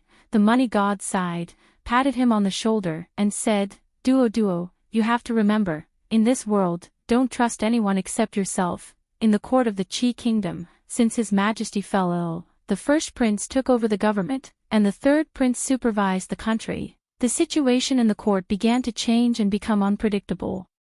The two parties tried their best all the time to reduce the power of the other party in the court and strengthen their own side. Today, there was another imperial censor who reported that the accounts of the Ministry of Revenue were in disorder, and several funds were unclear. In the court, several imperial censors jointly impeached the minister of the Ministry of Revenue, Cui Jiang, in front of all the officials. Fortunately, the impeachment was not for corruption or taking bribes, but for neglect of duty at most, and the punishment was only a year's salary forfeiture. In fact, for the officials of the court above the third level, as long as they were not involved in a big case, they would usually be punished with salary forfeiture or reprimand. To the surprise of the officials, the Crown Prince showed a businesslike attitude towards this matter from beginning to end, which was completely different from the previous situation where he tried his best to defend others. The minister of the Ministry of Revenue had a high status and was in charge of the money and grain of the country. He was one of the first prince's most important henchmen, and if something happened to him, the Crown Prince would lose an arm. His disregard for Cui Jiang today was completely illogical. This made everyone recall the rumors in the capital in recent days. It was said that some of the officials at the first prince's side, including the Minister of Revenue, Cui Jiang, had been secretly bribed by the third prince. Not only were they close to the third prince's people, there were even people who saw the third prince's people carrying 2 large chests into the Cui residence, and when they came out, there were no more chests. Of course, these were all rumors, and the truth could not be verified. They could also be framing or sowing discord. The most important thing was what the first prince was thinking. Judging from the first prince's performance in the morning court, this matter seemed a little more believable. Prince Heng's residence. Xiao Yi. Zhao Jing smashed everything in the hall that could be smashed into pieces. The servants and maids around him all knelt on the ground, trembling. An old man waited for him to finish venting before stepping forward and raising his head to say, Your Highness, today in the court, it was very unwise. Zhao Jing looked at him and gritted his teeth. Tell me, how unwise was it? The old man slowly said, Your Highness disregarded official Cui. Wouldn't it disappoint him? Disappoint him? I haven't disappointed him yet. Zhao Zheng's face showed anger again. What Zhao Yi can give him, can't I? Why would he betray I? Your Highness, you must not think that way. The old man hurriedly said, If your Highness thinks that way, wouldn't it be as the third prince wants? Today in the court, the one who impeached official Cui was clearly the third prince's man. What do you know? Zhao Jing waved his hand. What Cui Jiang did is enough for him to lose his position as the Minister of Revenue. But what did Zhao Yi say? What did the censors say? Forfeit his salary for a year. Only forfeit his salary for a year. Zhao Xing panted. What's the big deal about forfeiting his salary for a year? The gold and silver that Zhao Yi gave him is worth 100 years of his salary. His expression turned cold. Cui Jiang, I treated you with sincerity. Since you treat I this way, don't blame I for being impolite, Cui manner. Cui Jiang's heart was filled with complicated feelings. He really didn't know what to feel. He knew that the censors had let him off in the court today. Otherwise, what he had done for the first prince was enough to make him lose his position as the Minister of Revenue. This was something to be happy about. However, the first prince's inaction towards him made him feel very uncertain. Beside him, the woman sighed. Before today, the first prince only had suspicions about Master. After today, I'm afraid he has no doubts. Cui Jiang turned around to look at his wife. He said anxiously, then what should we do? They have already forced me into a dead end. Cui Jiang was in despair and felt wronged. He clearly hadn't done anything. The third prince had only bought a manor and sent a few censors to cause trouble at his house. Yet, he had already lost the first prince's trust. Damn it, he was even more wrong than Do Yi. It's not that Master doesn't have a dead end. The woman shook her head and said, from the very beginning, someone pointed out a bright path for you, Qian Manor. Yang Yanzhou had just walked in. He looked at the God of Fortune with a smile and said, Brother God of Fortune, Cui Jiang has surrendered to His Highness. Before he finished speaking, he looked at a corner of the room with a slightly surprised expression. Beside the table, Qian Duo looked at the bowl of black talisman water in front of him and shook his head. I don't want to drink it. I don't want to drink it, Liu Zhou. Li Yi had just coaxed Li Mu to sleep. He gently placed her on the bed and covered her with a blanket. He then walked out of the room. Just now, he suddenly realized something. The reason why the Qi kingdom had its current stability was because of the balance of power between the crown prince and the third prince. The Taoist nun was standing behind the first prince. She was glaring at the first prince. He didn't know what her motive was, but the balance at the moment should be what they wanted to see. If this balance was broken, what would happen? He didn't know.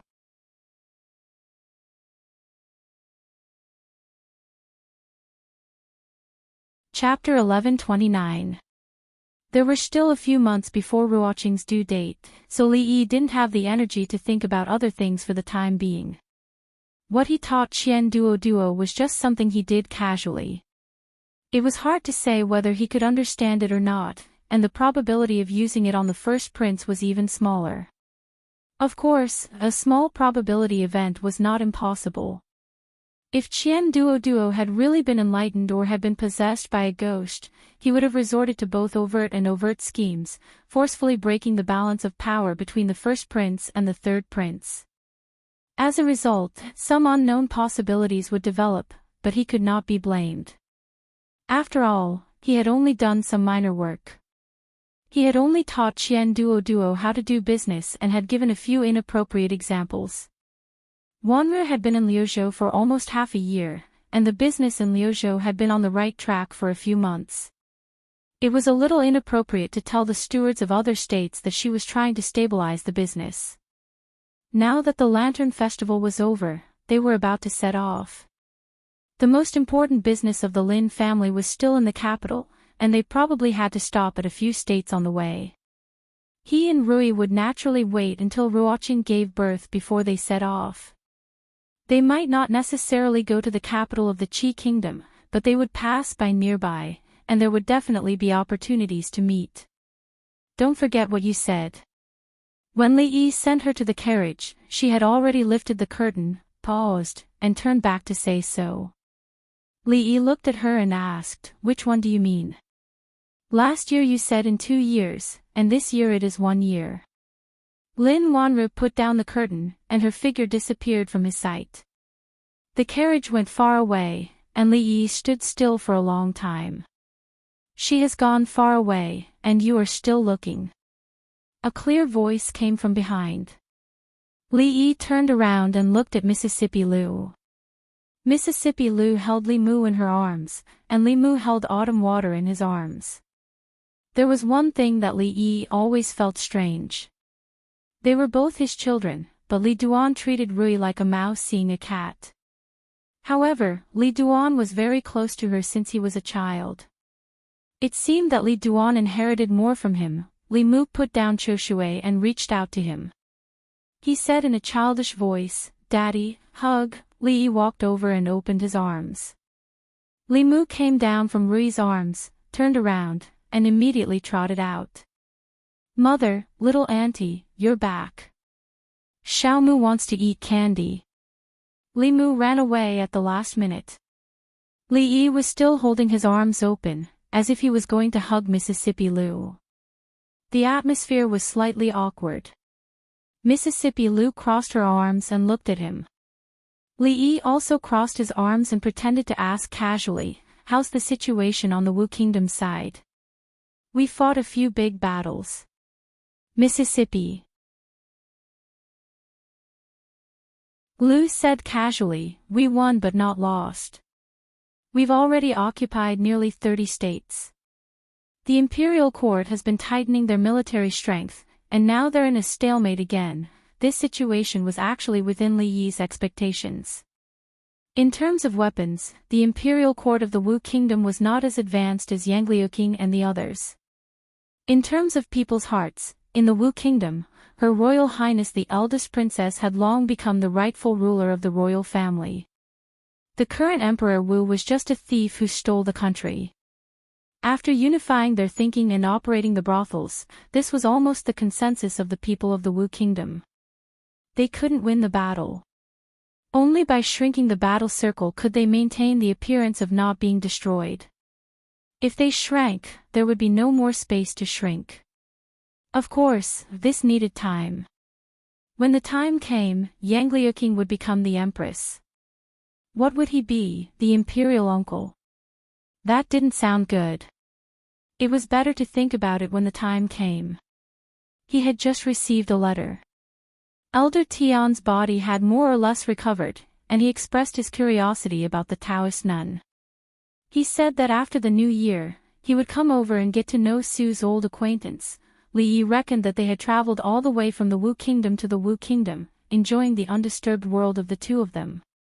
By the time they arrived, it would be around the time that Ruoqing was about to give birth. An old acquaintance, an old lover, and Su. 3 people, 3 grandmasters. The scene would definitely be explosive. The capital. King Feng's manor. Zhao Xuan smiled and said, "Your Highness, in recent days, 5 people from the eldest prince's side have come to surrender to us."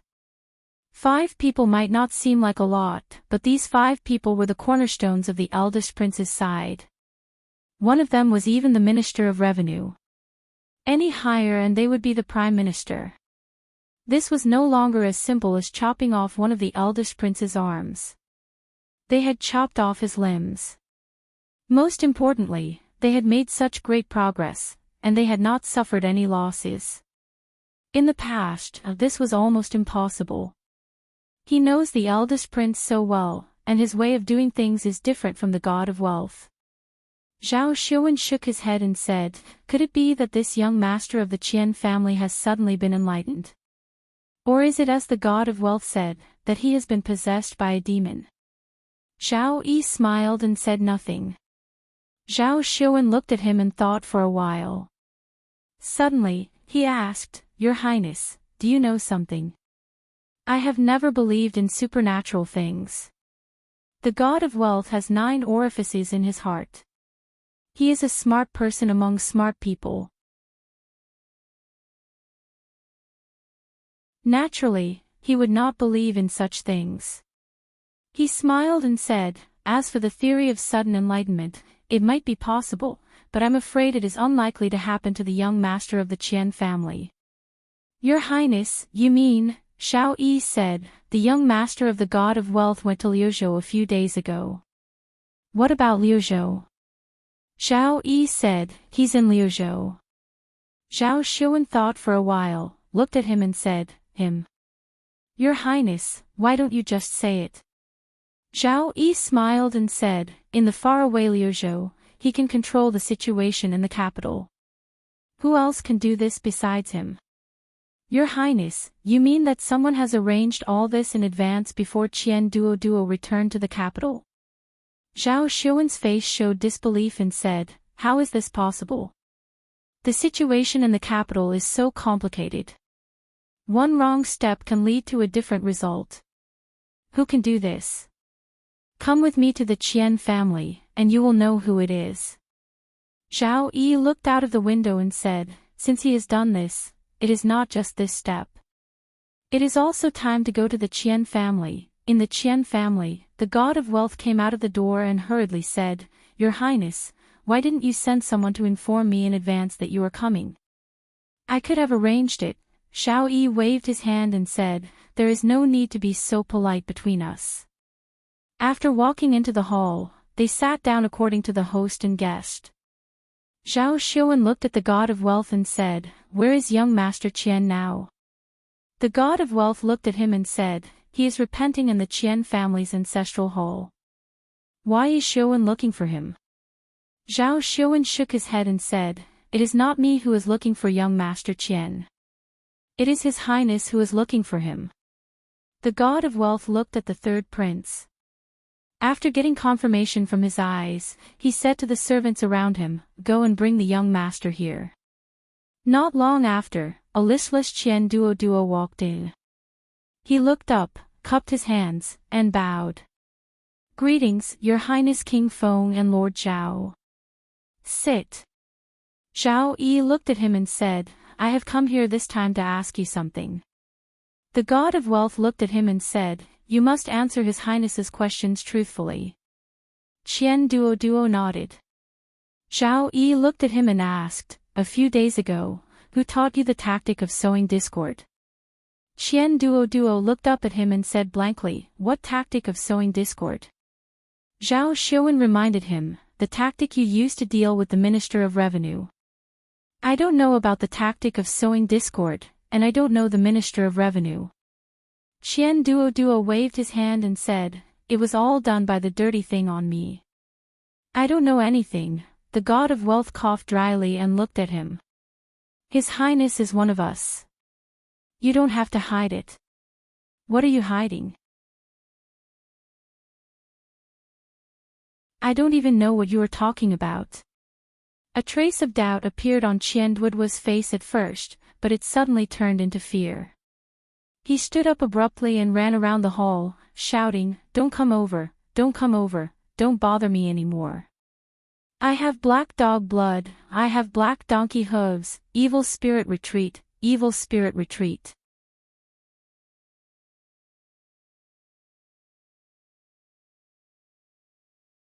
Chapter 1130. Evil Spirit, Retreat. Evil Spirit, Retreat. Qian Duo was talking nonsense in the hall, waving his hands and feet as if he had gone crazy. The muscles on Qian Fortune God's face twitched, and he said angrily, don't be rude in front of His Highness. Amitabha, boundless God, Taisheng Lao Jun is as urgent as the law. Hum. Qian Duo spoke eloquently and returned to his seat, looking a little tired. After a fierce battle with the evil spirit and winning, he was indeed tired. The third prince looked at him, but he didn't ask any more questions.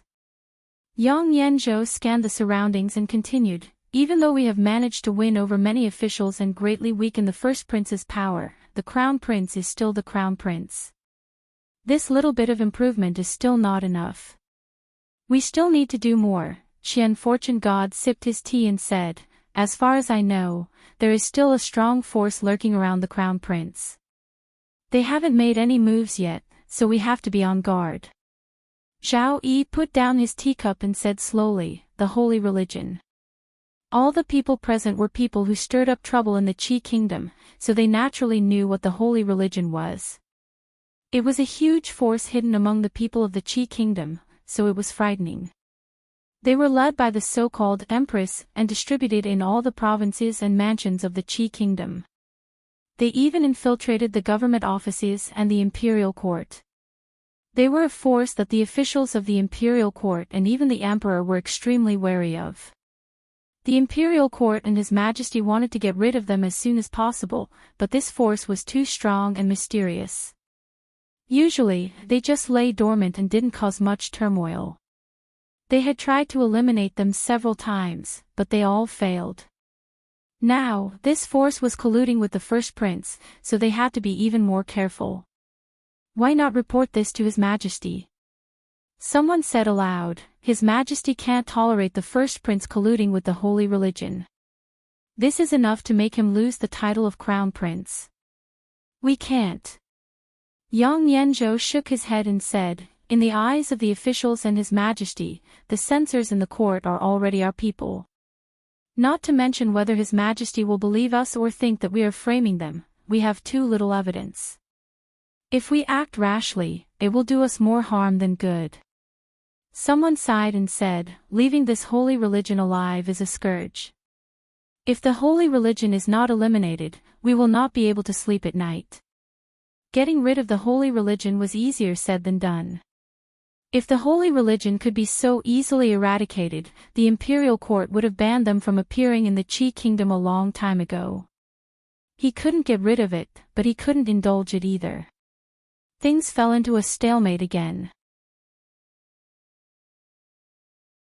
Money God of Fortune looked back at Qian Duo and asked, Duo, what do you think about this? Qian Duo was holding a teacup and sipping tea. He looked at the money God of Fortune and said, I don't have any thoughts. Dad, is your tea cold? If it's cold, I'll add some more for you. Money God of Fortune looked at him and said, I won't ask Taoist priests and monks to treat you in the future. You should talk nicely. What thoughts can I have? Qian Duo put down the teacup and said, if you want to get rid of the holy religion, just send troops to fight it. What can I do? Someone frowned and said, the holy religion usually lurks deeply and doesn't rebel. How can we fight it and where? It's a waste of money, manpower, and material resources. If there is no result, won't the imperial court and His Majesty blame us? Qian Duo adjusted to a comfortable posture and said lazily, then I have no other way. If the holy religion doesn't rebel, can you force them to rebel? The official was so angry that his face turned red. You. Wait. Money God of Fortune waved his hand. After thinking for a moment, he looked at Xiao Yi and said, Your Highness, this is also a way. However, Yang Yanzhou shook his head and said, although this method is good, it is also flawed. The matter of the holy religion is very important. Many people have been fooled by them. Only the great prince and the third prince can appease the people. The great prince is now in charge of the country and has great power. If he orders the third prince to eliminate the rebels, won't we return with nothing? Zhao Xuan nodded and said, in this way, we will dig our own grave. This plan can't work. The others present were confused and had no idea what these people were talking about. They could only silently bow their heads and drink tea to cover up the embarrassment on their faces. Money God of Fortune looked at Qian Duo again. Before he could speak, Qian Duo slowly stood up and said, Dad, I'm sick, very sick. I won't get better in 10 days or half a month.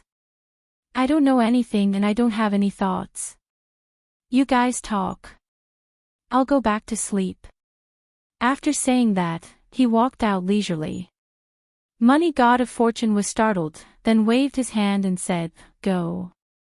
He looked at the third prince and asked, Your Highness, what do you think of this plan? Xiao Yi nodded slightly. Zhao Xuan laughed and said, Very good. Yang Yanzhou stood up and said with a smile, A stroke of genius, a stroke of genius. The rest of the people were speechless. What did they just say? What were they talking about now? Why couldn't they understand a word?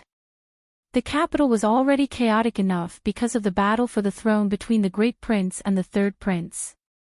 An urgent report that entered the capital today threw a huge stone into the already turbulent lake, setting off huge waves.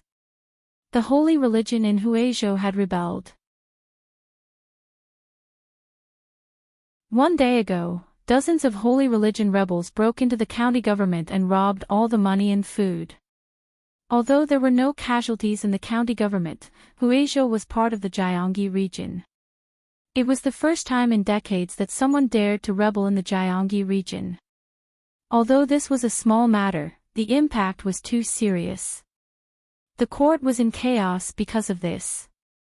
Even the emperor, who had been ill for a long time, was alarmed by this matter. He personally came to the court and ordered the great prince to personally supervise this matter and not make any mistakes. The Saint Church was different from the other rebels. They were a strict organization and had a lot of influence among the people. If the imperial court were to send troops to wipe them out, there must be a prince with a suitable status to hold the fort. In the current capital, only the great prince and the third prince met this requirement. But the third prince had fallen ill 5 days ago and was bedridden. This burden could only fall on the great prince's shoulders. Prince Heng's mansion. Zhao Zheng was shouting at the young man surnamed Fang. Tell me, what are your people doing? Attacking the government office, are you rebelling, are you rebelling? Zhao Zheng's face was red and he said angrily, do you know how much trouble this matter has brought to I? This is impossible. Fang Yu's face was gloomy. He said, without Her Majesty's order, the followers of the holy religion would not make decisions on their own. This must be a trap. A trap. Zhao Zheng looked at him and became even more angry. Besides you, who else has such great power?